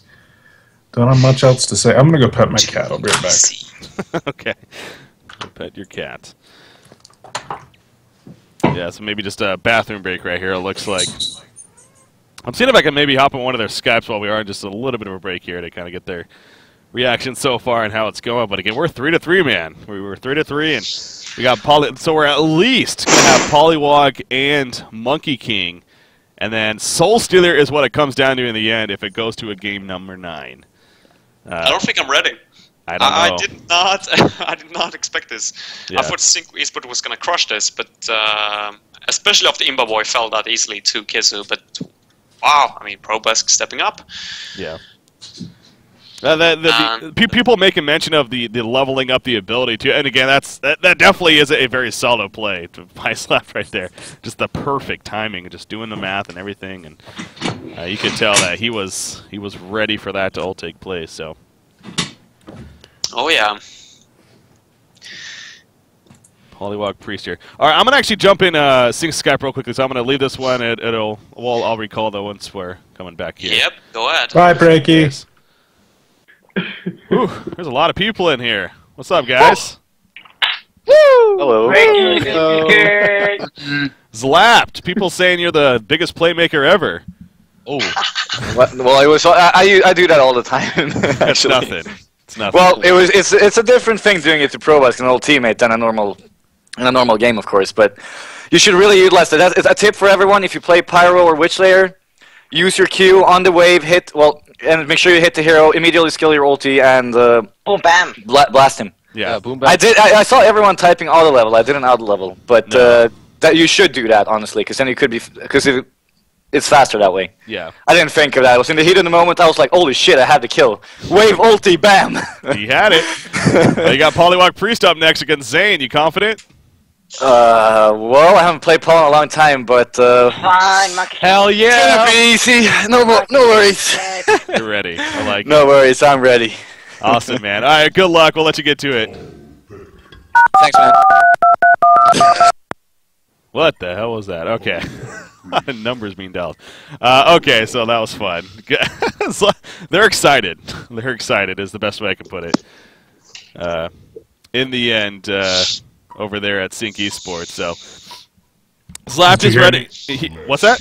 Did you hear any strategies for the Poliwog Priest Well, matchup? I mean, I brought it up, obviously, and he's like, I don't have a whole lot of history playing this hero, but I got it. It's going to be easy, is basically what he said. I mean, even if he loses right here, they go into the next game with Mickey. Yeah.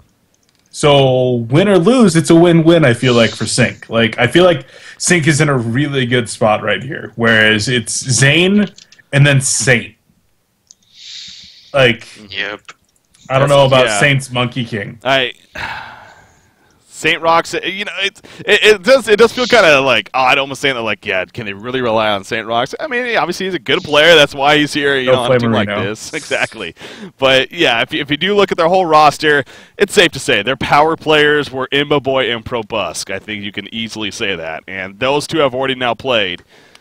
Whereas, as you just put it, Mickey, the ultimate power play, you know, one of the top players in this whole 1v1 event, a lot of people are saying, is still left. So, well, here we are. So this is very, very important, no doubt, for Zane here to come out on top. I want to see Mickey versus Zai or Mickey versus Era. Oh man, that'd be great. Have we ever seen Mickey versus Zai, like DreamHack Summer 2013? Maybe they never played. Was he there? No, he wasn't there. No, I don't think so. I mean, Mickey wasn't picked up until Season 2 of HoNiversary. He was Season 1. Season 1, he was playing Gauntlet in the Gold Division. I remember because I casted a game in the Gold Division. I was like, this guy's going places. Best Gauntlet in the world. Called it right then and there. Just like Seal Kid 2 years ago. Just saying. Talent scout. Oh yeah, maybe it was Season 1 when Slapped and his team, new team, started off from Bronze League and went up. Alright. Okay. Okay, here we are. Here we are. So, as far as... he's ready. He's ready. What do we got with the builds? I feel like he's not confident then. Like, if he's already saying that he's playing Monkey King, he doesn't think Zane can win this. And I feel like the teams have a responsibility to trash talk each other when they're on the bench. That's true. Like, you got to get in the opposing team's head, and right now he's not showing confidence. Bad captaining. All right. Well, is he even their captain? I think Imba Boy is technically their captain, isn't he? Saint? I don't know. Saint and Imba Boy have always had this like weird dual captain relationship. Like, I always send emails to like both of them if I need something from the captain, because they kind of like, I think Imba Boy drafts, but like Saint's like their out of game leader. Well. Yeah, they make a lot of calls together as a team. All right, so Slapped having the early advantage again. He went those three tells or Mark of the Novices here to get things started. Yep, same item build as ever, or as always. So electric shot again. I'm kind of curious if we see that tongue tied and also just that level 6. Another one of these cases. The level 6 going to be the big mark here. Yeah. Yeah, he was. Slapped was also pretty adamant about making a play. He's like, people are saying I auto-leveled and everything. No, that was me. You know, he was actually telling for players like, this is what you should do when you're about to hit level 6. You Phoenix Wave the wave. You have your keybind set up to level up your ultimate, and then he do what he just did. So it's almost like a mini tutorial. That's what he was saying there. Oh, this is actually big. A lot of damage going to be coming out now. Wasted a lot of mana for that morph. I don't think it would have been enough. So. Ooh, and then loses the health pot. Yeah, that's a big take right there.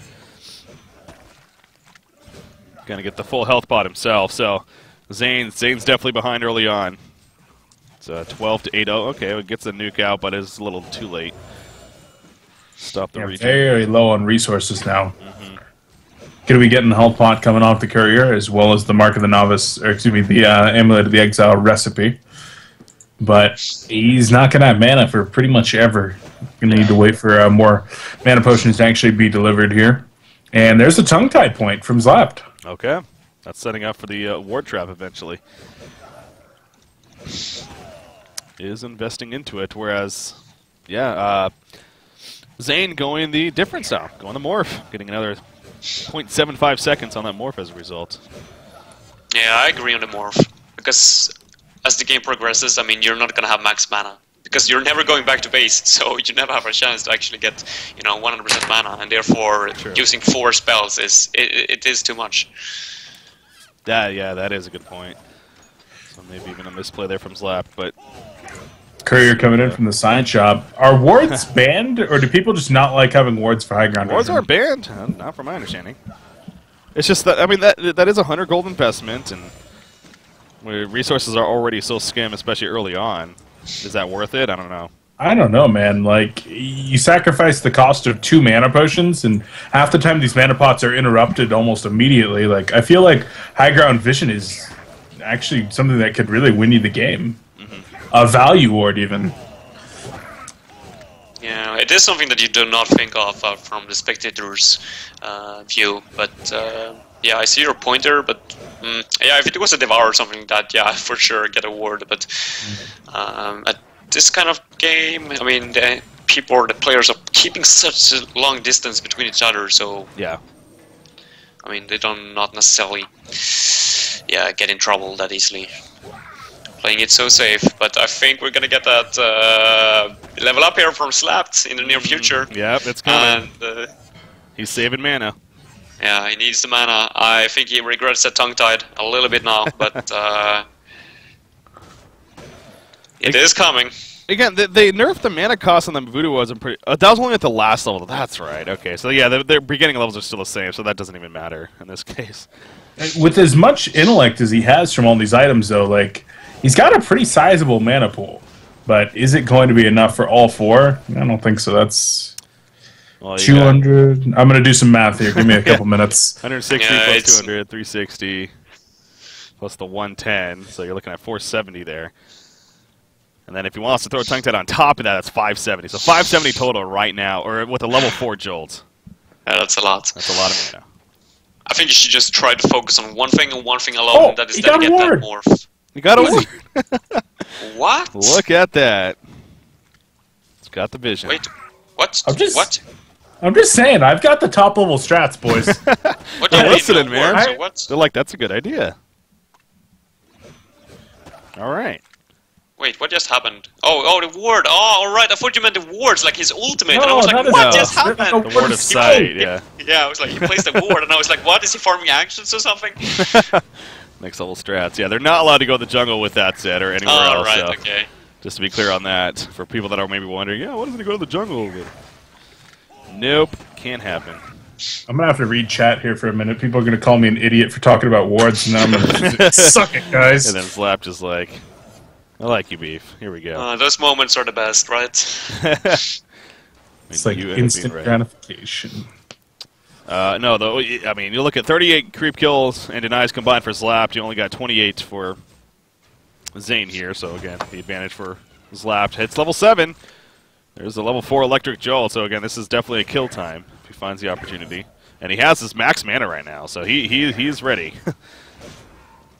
He is ready I actually to go don't for think it. the jolt matters though. I think it's all about if you get a ward trap on, if you get the morph, if you get range for, or I mean, if you get into range to actually get the morph off, and then you manage to get a ward trap. I mean, the target is dead, so it doesn't really matter how much health you got as long as you hit the trap. Morph versus morph, he says. Yeah, they're really just using that jolt for the last hitting. Yeah. A little harassment.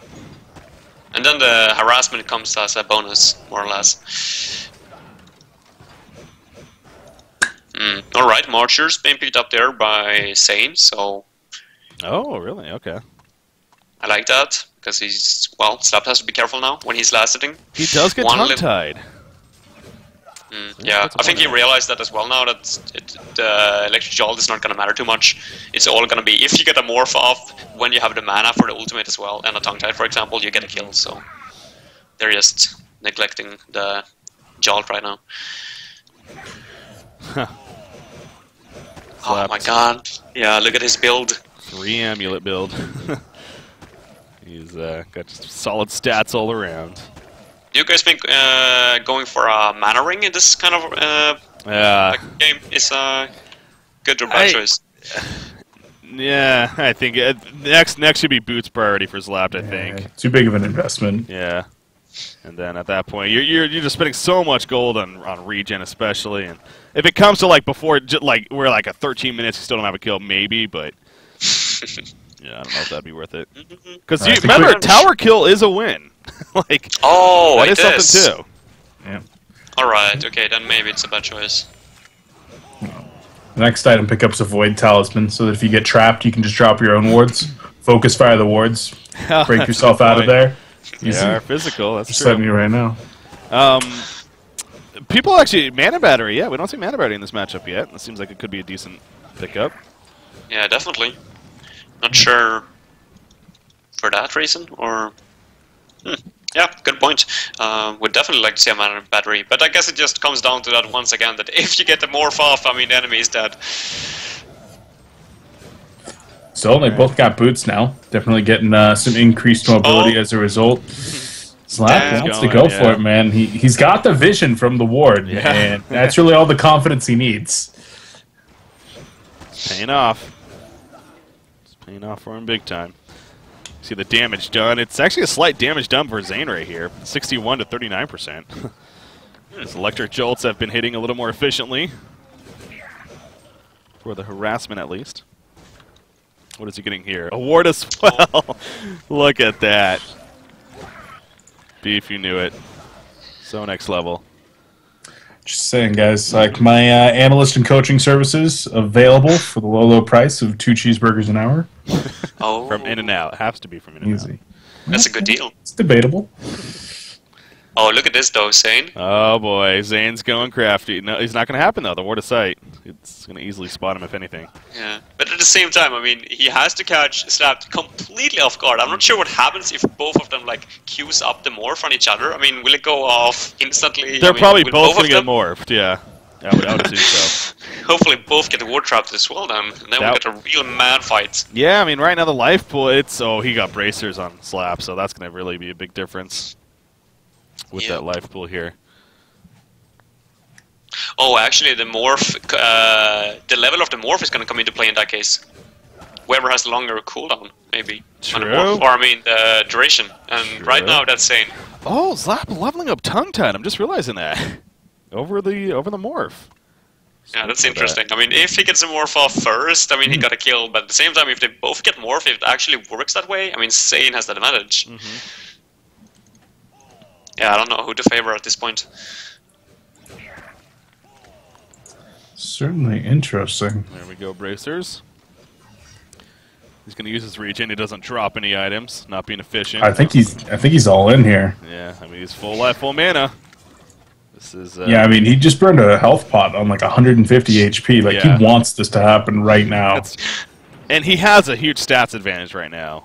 Not huge, but it's definitely a solid stats advantage. So he could maybe even risk it and could be in the ballsy one here, but again, he's set to win right now if it hits 15 minutes. So he also doesn't need to force the issue. At 11.5 minutes here. Yeah, I mean, Mickey is behind, or Mickey is up there, or up for playing after this game if Slapped were to fail in that matchup, but it's still a lot on the line. I mean, this game means a lot, so of course these players are, well, they're putting a lot of effort behind their... This ends at 15 minutes, right? Yep. So 3 more minutes. And then Can Slapped get level 11 before then? Does it matter?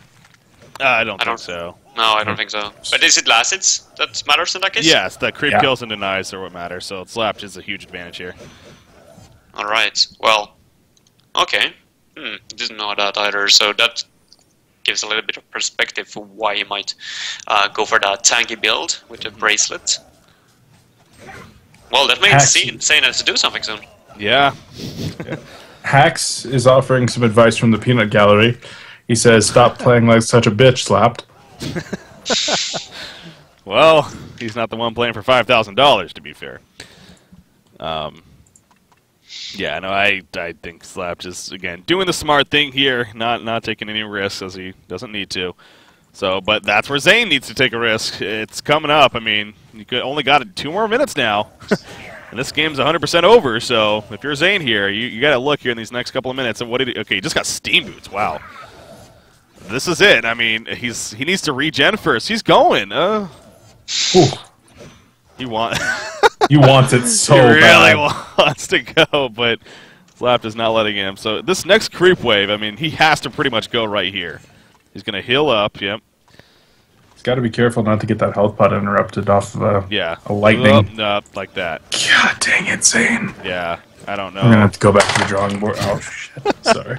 Pissed off, Beef. You had money on the line here. My S2 pen fell out of my hands. I think that's going to be it. I mean, Zane, he just... Yeah. I mean, they have to know the timer, so... Another survivability item picked up on Slapped as well. What I would have liked to see from Zane, who is kind of in a lot of trouble right now, is instead of going for those steam boots, he should have sold all his items and went for a tablet because he would have had money for it. And you know, try to get a surprise effect for all in, yeah. But I guess that's something that you think of in from spectators' kind of view, not when you're actually playing the game. That's true. He's got the upgraded courier. Look at Takes Slap, 20 though. seconds Look to at get out Slap. there. Jesus. Okay, kill the tower. I mean, tower kill it. Just do something. Drop your wards. Yeah, but if he drops the wards, Slap drops the wards. Slap drops the wards, yeah. Yeah, I know. Okay, He's going to drop them off. GG well played. The early GG well played. Oh, God. Is he going to G-drop for 30 straight seconds? Oh, my Nope. gosh. Anticlimactic. Oh, man. Slapped is going to have to show off his Monkey King. He's heading to town. He doesn't need to be there. Mission's over, man. I mean, yeah, it's 100% over. AFK base. You see, okay, well, I was going to say maybe just go for the tower. If he, nah, it wouldn't matter. All right, so that's it. Slapped is going to take it. Yeah, I guess they are in Skype as well, so they know exactly how many last hits they have. Yeah, each yeah. team, so to say. Yeah, they're able to read that information in that sense. So that is it. So Slap takes the game. That means it's 4-3 now in favor of Sync Esports. So it's going to be on. It's all going to be on St. Rox. It's up to St. Rox to pull through. It's Monkey King next, right? We determined that. Yeah. Okay. And then another Soul Stealer. Yep, and then another Soul Stealer if he makes it through that. So St. Rox has to get through Slapped, and then maybe Mickey if he manages to do that. So no point for a replay really on that one. Not much to show once again there. All right, so gonna get the next lobby created, and Slapped is gonna be facing off against St. Rox, Monkey King versus Monkey King. This should be a fun one though. Monkey King's an interesting hero for this. He was a late addition, I believe. I think it was originally going to be Deadwood, actually. Yeah, but, it was. It was voted on Monkey King instead.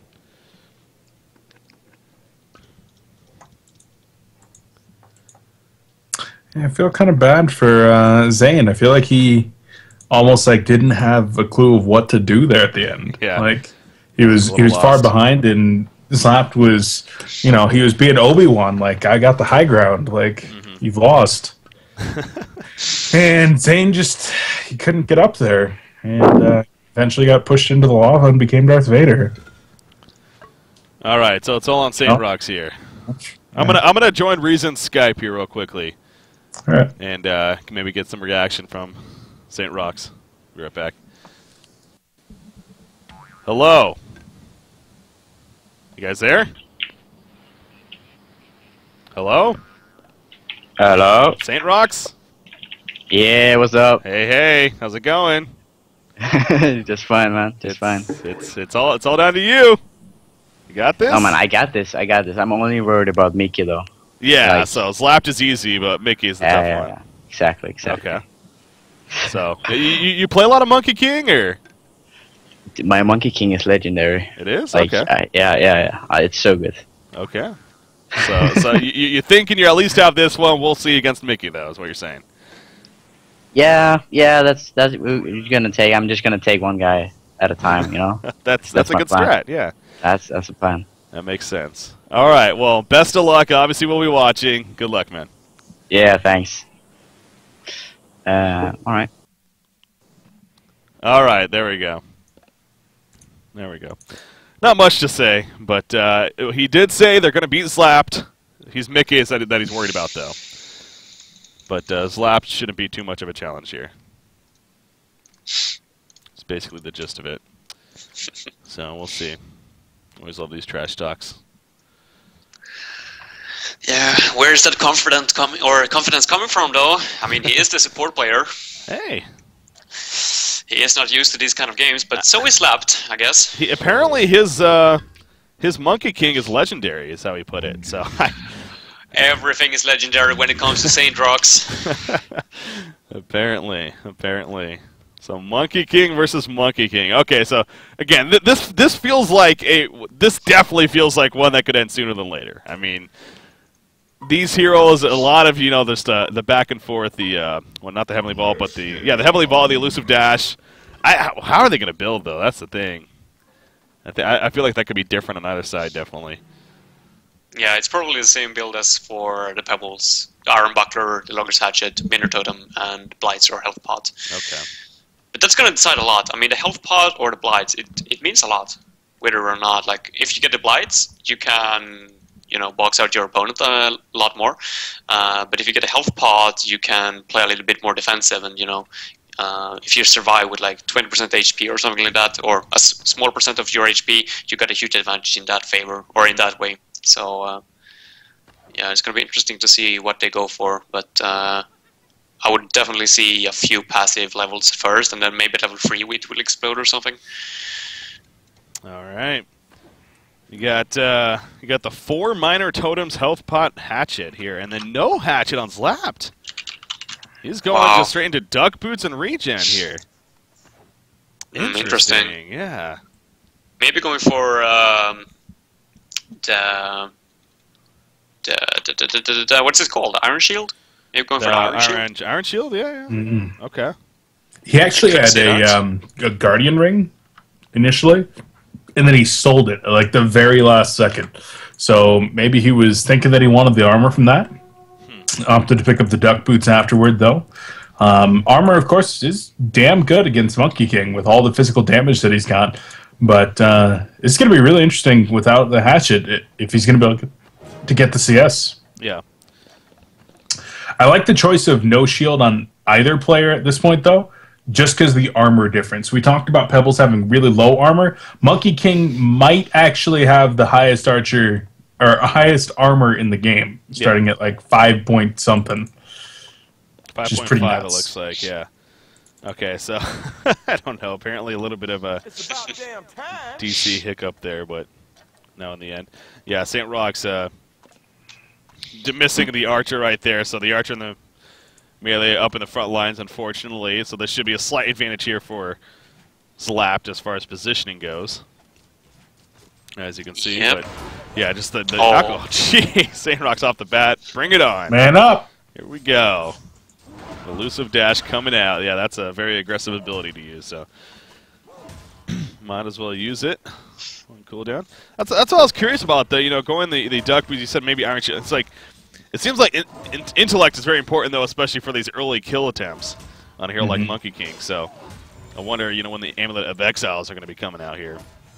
Yeah, I feel like Slapped might have actually been looking at picking up the Ring of the Teacher relatively early on. Gets not only the armor, but of course damage and mana regen. And when you're going to be in melee range with some spammable abilities like the Vault and the Dash, you're probably not going to be getting mana pots off. So you might need to look into some other kind of mana regen. And in fact, there is the Ring of the Teacher. Yep, he goes it. So that's going to be delivered on the courier here. Ring of the Teacher, obviously several benefits, not only for the regen, but that armor buff, of course, for his sake. So now where does St. Rock's go with his build? Right now, those left already 7-2 compared to a 4-0. Even though the Hatchet's on St. Rock's, that's got to be a little disturbing almost for him, because you know, if anything, that was the advantage that he had early on, and he's gonna go aggressive. Jeez, it's a bit too much. Yeah, losing a few last hits in that scenario, or because of that. Huh. So yeah, not agreeing on that decision, and now he's as well. I will say it seemed like he was maybe a little nervous too when I did join the call, and again with so much on the line, him being the anchor and everything. Obviously, you know, putting a disguise of it, you know, he's feeling confident and everything, but at the same time, you could tell it was very quiet in the Skype. He was the only one talking. I couldn't get anyone else to really say anything. So that's reason. Yeah. Yeah. If someone were talking, you wouldn't be able to tell the difference between Sane and Immoboy, at least. They sound identical, man. Yeah. Like, it's not possible to actually tell who's who. They're brothers, right? Yeah, I believe so. Are they brothers? No, maybe not. They are close, at least. Zane and Immoboy are brothers. That's what we're saying. Yeah, Zane and Immoboy. Yeah. Oh, I thought we were talking about Saint and Immoboy. No. So Zane and they Immoboy are close. Yeah. Those names, Zane and Saint. Yeah. Gotcha. I don't know, man. Like, we got to talk about the clutchness here of Saint. And I've played a lot of CS:GO with Saint. Okay. Never seen him clutch. Okay. Once. Well, HoN's a different game. Yeah, it's a different game. I feel like his nerves are going to catch up to him, though. We'll see. Yeah, I mean, he is definitely taking up or coming back a little bit here in terms of last hitting, at least. He's got the Ring of the Teacher on the way, too, so he's going to have that finished here. So Soul Screaming is the choice here for Slapped, obviously with those duck boots. Yeah, and I like the fact that he goes for the Ring of Teacher because it's a very good item, but as I also mentioned in the, I think it was a Luna series, I mean, if your opponent goes for something and you like get your item and you follow up on that item, you get it at a later point, I mean, you're at such a disadvantage. I mean, maybe it's just better to go for something else, like focus on like offensive items, for example, in that case. Just don't think that you should like try to mimic your opponent, so to say. Yeah. I feel like you should always try to go your own style, and yeah. Because it's so much, you play after your abilities, or you play after your items, so to say. That's true. Oh! And Saint actually burned a Heavenly Vault in the middle of that did no damage to Monkey or to Slapped. Like, it didn't do anything, so all he does is lose the mana from that. Definitely unfortunate. Yeah, that's not the idea there that he was going for, of course. But, again, the life advantage currently in his favor, but you see a full mana pool on Slapped, and now the mana battery even is going to give him that upper hand. Continues to play the aggressive route of using the abilities. 28 combined compared to 20 combined now in favor of Slapped here. Hits level 6, but again, not going to be going the Cloud. Going to continue with Heavenly Vault, it looks like. Yeah, and let's see what Saintrock puts this skill point into what spell. If he goes for, he actually goes for the Slam as well, right? I actually thought people were going to put more into the first. Oh, no! St. Rox is going to survive. Close to being it. Maybe we're going to see the first retreat to the base in a long time. I think he should. I really think he should. I mean, because running back right now is going to get him 100% of health and 100% of mana, and it's just going to cost him like 135 gold for the TV back. He's not going to miss that much. Wow. And instead, he stays up here and upgrades the Courier. So really feeling the pressure, needing to get that region out immediately. So ends up using 400 gold, getting the Courier out there with that regen, and in fact is going to lose that regen rather quickly. Does have a second set of potions, though. This might actually be what he needs. If he can get the sneaky pots off, he might be able to go for a kill. Yeah, that was clearly the idea right there. And, okay, I mean,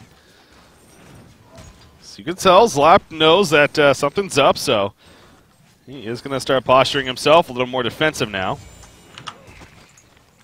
Yep. That's why I'm not too much against going back to base as well.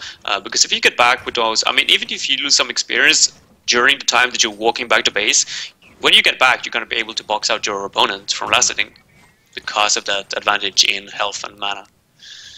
So I think people are underestimating it a little bit, at least. Yeah. See the double Soul Scream ring here compared to the minor totems of St. Rox. I think Saint's actually starting to feel a lot more comfortable now. His CSing has gotten a lot more solid, and he's actually caught up quite a bit. Only 3 behind his opponent currently. Yeah, wow, that's true. Oh, I'm missing one there, unfortunately. Yeah, that should have been an easy one. God dang it, Saint. Beef, we know what Beef wants. Hey, I would love to see. I want a game 9. Yeah, I just want to see Mickey. Yeah, that's true. I agree on that. Can you imagine if they go through this whole thing and Mickey doesn't even play? It's like, damn it, really? But again, he's their anchor, and that's understandable. Last hit, he did. Ooh, we got it. I don't know, man. If Mickey doesn't play, my mom's gonna be mad. She's a huge Mickey fanboy. Yeah. Watching that, Mickey land them hooks. Okay, this there's the War of Sight. Yeah, Slapped is It's an interesting place to teleport. do it. Yeah, I don't know what that's. Not really sure about that. What is that? Why didn't he just place it on his opponent's half or something coming uphill? Get that? I mean, I don't know what vision that gets you. Like, literally none. I don't think it gives you anything. Gets you like down the river maybe for those ganks that are incoming. Yeah. I mean, maybe. That's odd. Well, power That was supply on St. Rox to follow up, so it's one of those now. No charges on it just yet. Neither on the mana battery though for Slapped. I still can't get over that word. What the hell is that? Yeah, here we go. Slapped. A little bit of pressure, but not nearly enough. 12.5 armor. That was lapped right here. Jeez. Alright, so they got the same amount of last hits now, but Saint Rock's got 3 more than Ice. So Saint Rock's actually taking. Oh, he's gonna do some damage right here. And he's dwindling him down. I feel like Saint's actually getting into a pretty solid spot. I agree. He's got his confidence. I think slapped with that ward right there, like that's a killer. He probably feels like an idiot. Probably. Yeah, no, it's St. Rox. I definitely feel like St. Rox is starting to pull ahead here. So Slapped, now he's the one is maybe a little bit on tilt here. Going to be delivering. And I mean, the Flying Courier, you mentioned that earlier. Hold on a second. What's that? Chat is saying that's a vault ward, that he can vault on that ward. Okay. What? Yep, you can do that? You can do that, yep. I had no clue. Yeah, I makes had sense. no clue either. Wow, yeah. There you go. He probably no longer feels like an idiot. I rescind my statements. Oh I'm the idiot. God. We're the idiots now. That's next level. So Slapped is just thinking even further ahead than we could even ponder to think. What? God. I had absolutely no idea that worked. That's awesome. Chat is going ham on us. You idiots! How do you not know this? Yeah, God. Even Leon Black is flaming me on Skype. I haven't talked to Leon in like 8 months and I'm getting flamed. Leon's watching Han. Oh boy, people are coming back, man. Watch this great event. Okay, well, yeah, no, that makes sense. It gives him that little bit of a joust here to reach in. Okay, a little bit more pressure. Back and forth, back and forth. Look at the freaking chainmail, actually, on St. Rox. He's going in. Misses the Wanjin Slam. Don't dive this. Don't chase, don't chase. Yeah, that could have been risky. But the chainmail mitigating a lot. Here we go. Zlap going back in. He's going to get him. He's going to get him. St. Rox, Wanjin Slam. No! Yes! He gets it! St. Rox gets it! Let's go, Mickey! We are going. What? I don't even know what happened there. They were both just in like crazy panic mode. It seemed like it's like somebody just died. Damn it!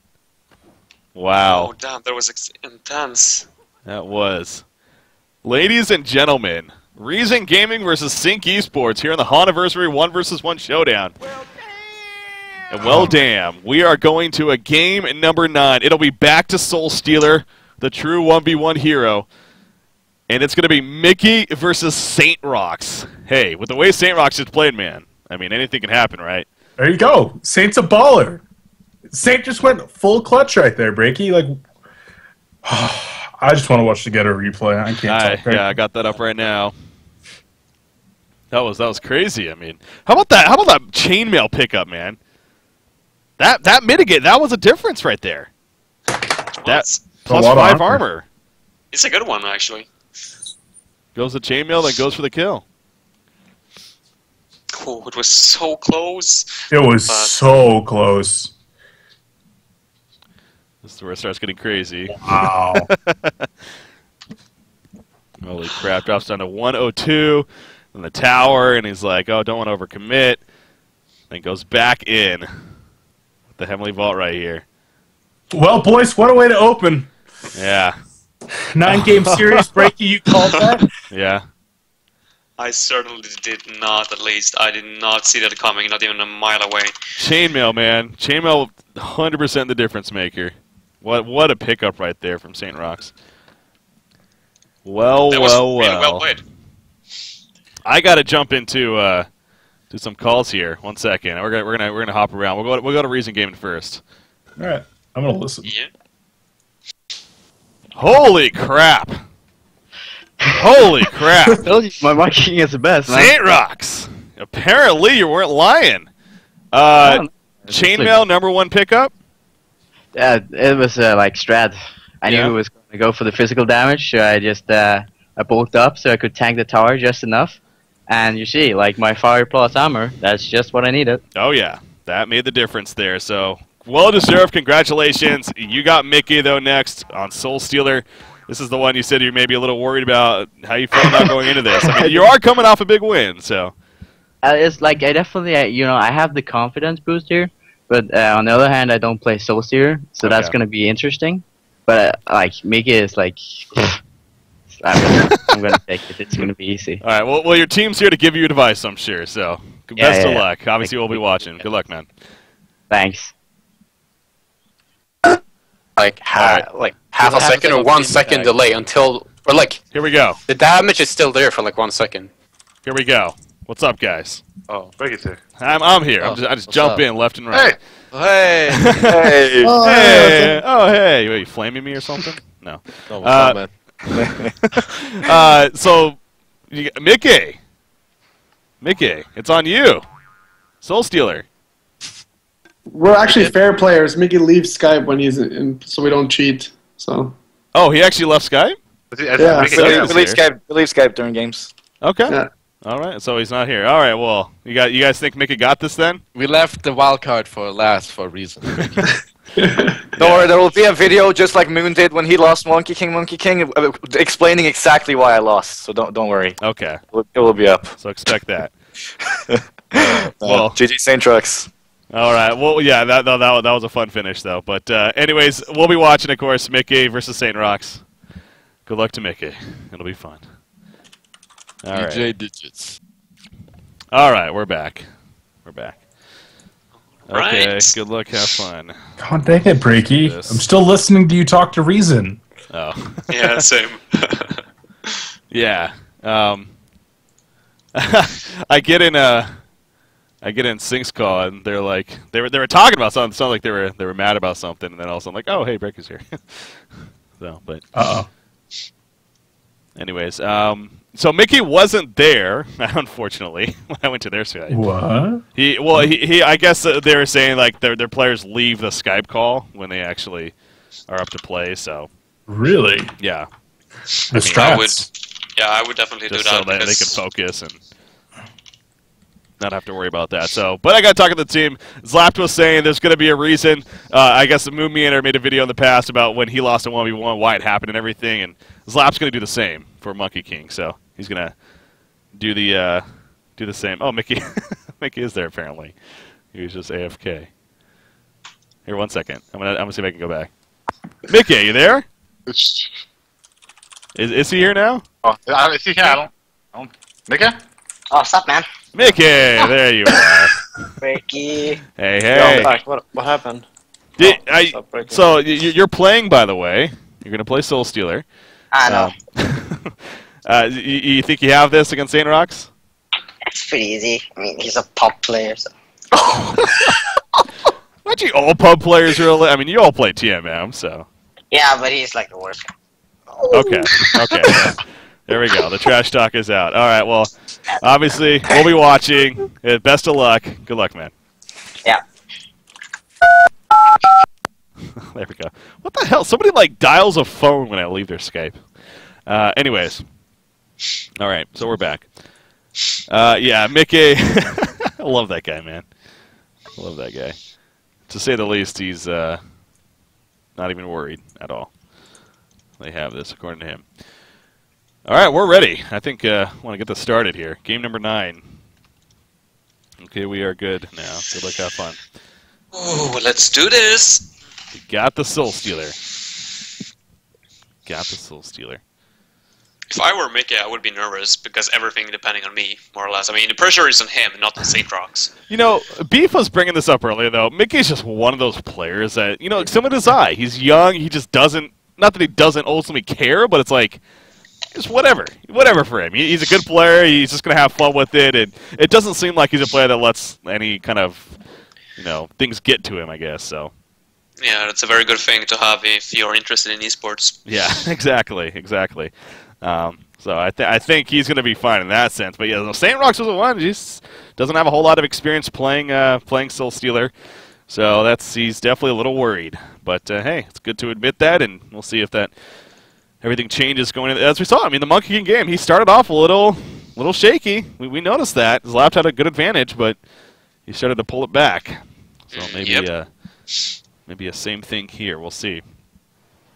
And yeah, Saint Rocks not playing the Soul Stealer. It's not necessarily that much of a, or not that big deal. Not comparable to like if you haven't been able to play a Monkey King, for example, because Soul Stealer is about one thing and one thing alone, and that's the last thing. Mm-hmm. So I still think this is going to be a great matchup, and I think definitely the Saint Rocks got a shot. If He just wants to. Yeah. You see, they're wondering if he actually heard them talking snap about them. Or crap, I should say. Yeah, again, Mickey was just not afraid to call basically a bad TMM player. It was basically the gist of it, so... Yeah, again, it's ultimately fun in the end, but... Hey, it's a 93% chance to win for St. Rocks according to the lobby, though. Ooh. So he's got that going for him. Yeah. Get your bets in, boys. There you go. Again, guys, so this is obviously the final game here. The winner of this moves on to the well, I guess technically the semifinals, whatever. The loser, they're done. It's single elimination. And then BMG versus Team Excellent. That's going to be our next matchup, guys. And again, we'll be jumping right into that, I'm sure. Obviously, we're even a little bit behind schedule because this one is going a 9-game series. But hey, we're not complaining here. That's a good thing. I will say this, too. BMG especially. I logged on this morning, getting ready, obviously, for the cast and everything, getting ready for today. A lot of players were on, man. They were in 1v1 games, practicing and everything. It was kind of cool to see, actually. Just all these players, getting prepared and ready for this event. Yeah, this tournament is about so much more than the money. It's about their pride and their honor of actually being, the best 1v1 team. Yeah. Okay, so here we go. I think they're finally ready. A little bit of talk back and forth, but... This is it, boys. Yep. We're in. Damn. They've picked the correct heroes. That's a start. That is a start. Sync versus Slap Reason. got kicked. The captain is down. He wasn't on team. He should be able to join through the spectator mode. Spectate one of his players. It sometimes bugs, though, if you don't sit when you get joined, so... it's not obviously that big a deal. Damn, Saint's got the trash talk. It's mind games, man. So much of this is mind games. I love it. All right, so here we go. Soul Stealer versus Soul Stealer again. That's it. So he moves on. Game 9. And Mikke finally swapping up the item build for his team as well. Oh, wow, yeah. Not going for, or not following the flow, or the river. No, what is it called? The stream. Yeah, what everyone else is doing. He's just doing his own thing. Again, this is this kind of player. He's confident in his own skills. He'll do his own thing, and you compare them actually. It's identical minus the regen choice. Yep, and this is going to mean a lot. I think that Mikke went for the right choice, because here is the regen or the blights gives you the opportunity to be aggressive in level 1. The health pot, well, you can't do the same. You have to be a little bit more passive, and you have to wait until you get pretty low, until you actually use it for utilizing it. So when it comes to Soul Stealer, who is so dependent on these early assets, I definitely think that Rune of Blights are much better. Or the Blight Stones. Yeah. Tree Eaters, what I call them. Exactly. Easier to say.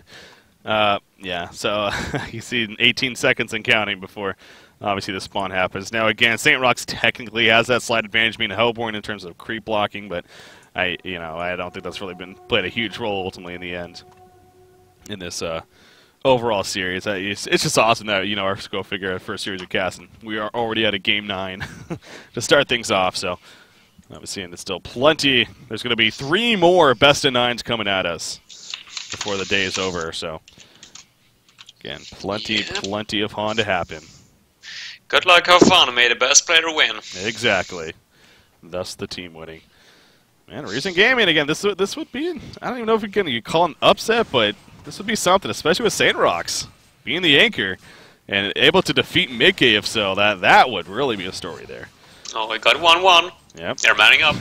You see the uphill but advantage. I think that favors Mikke actually because of the Rune of Blights, that they man up like that on each other. That's true. That's where you're getting. Because he's going to be back on full health, but St. Rocks is going to be below. That's the last hit there. Again, he's really going for them, reaching for them, but. Oh, it's even.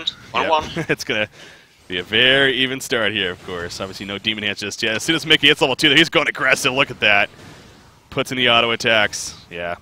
He knew that time. Oh, he got him, he got him, he got him! One more. Nope. Health potion. Didn't he? Didn't he miss it or something? Oh, he didn't even go for it. He missed it that time. He tried. Look at St. Rocks, the immediate trash talk.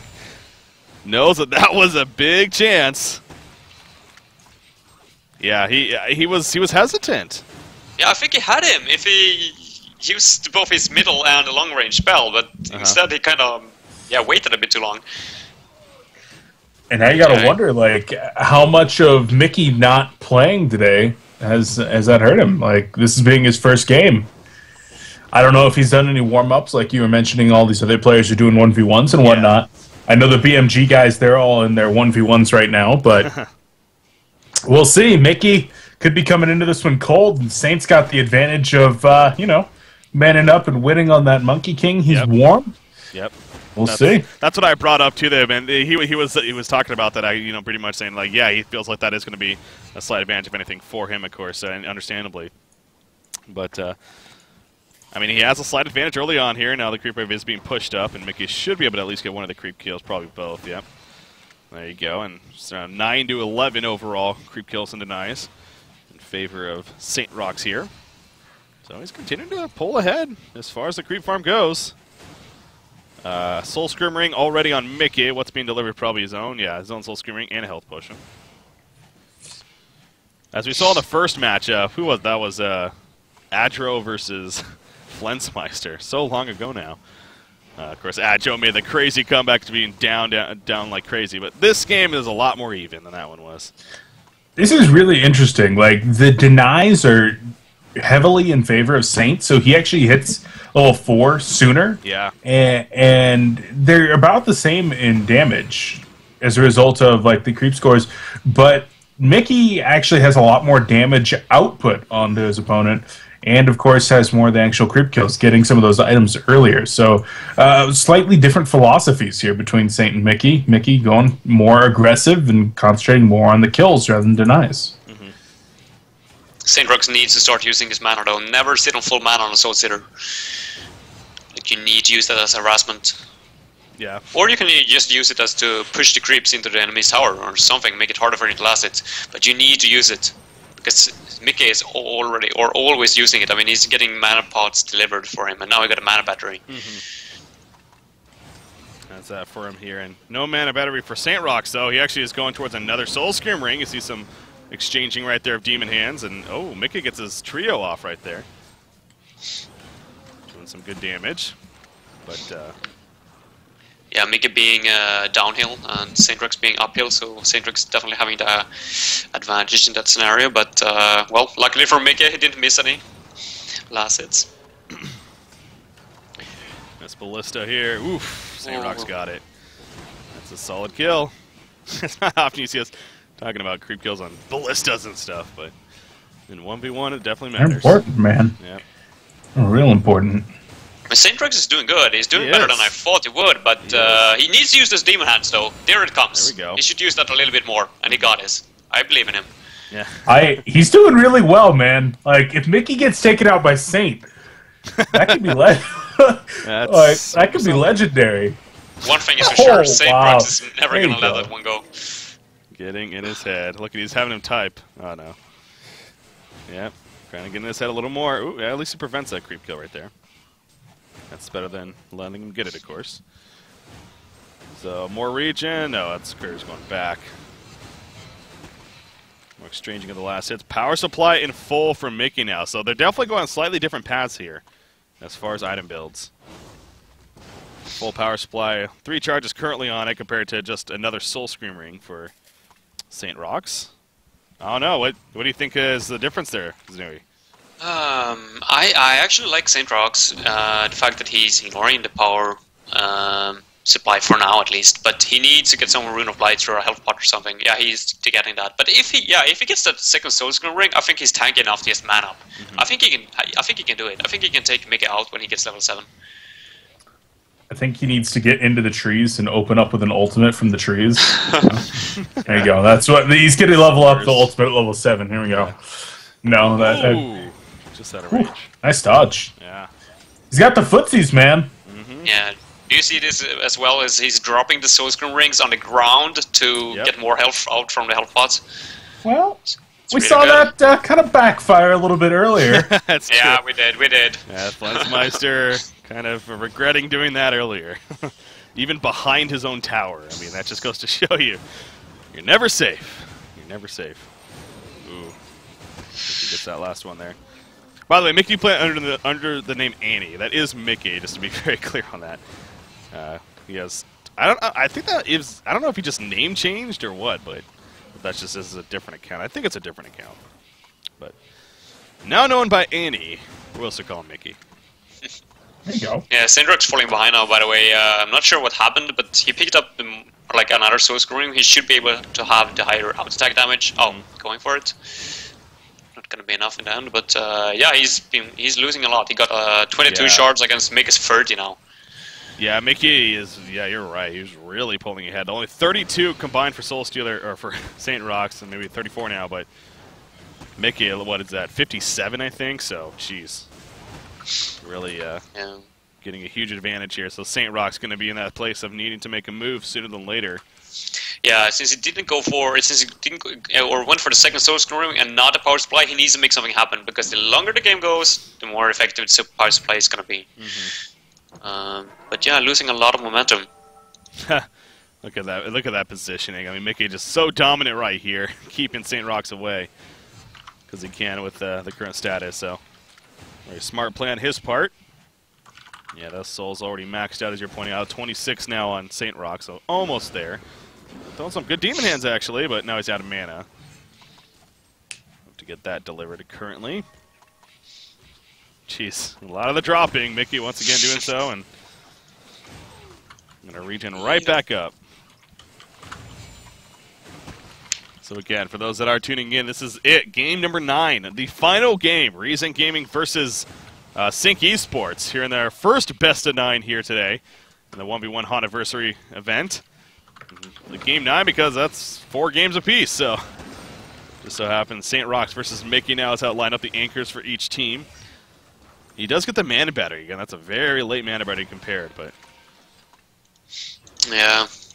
Kind of being forced into it now, I guess, but it's never a good thing to pick it up this late. I mean, the timer goes on and on. I mean, it ends at 15. Yep. So, well, he needs to aim to kill his opponent because he's not going to win this last hit war, not against Mickey. Adro needs to give him some tips on that. Ooh, misses the second man. Got the creeps at least, but oh, it took some tower damage there. I think Mickey could have killed him, but he didn't expect that kind of damage. Back and forth right there, but Saint Rocks is going to be fine for now. As that regen coming out. The stare off. Yeah, again, this sleep. Just taking it slow. It's, you know, no rush here. That's good. It's good for Saint Rocks. Oh, Mickey upgraded the courier to use it from the sign shop. Like, there you go. That's smart. Getting the micro on. Has the bracer now, so his life pool is really showing a difference here. Meanwhile, Saint's got like all of his items on the ground. Literally all of them on the ground. Spreading the regen. Again, for those that are wondering about why you drop the items, because the health potion, so if you drop the items, your stats go down, thus your life as well. So you use a health potion.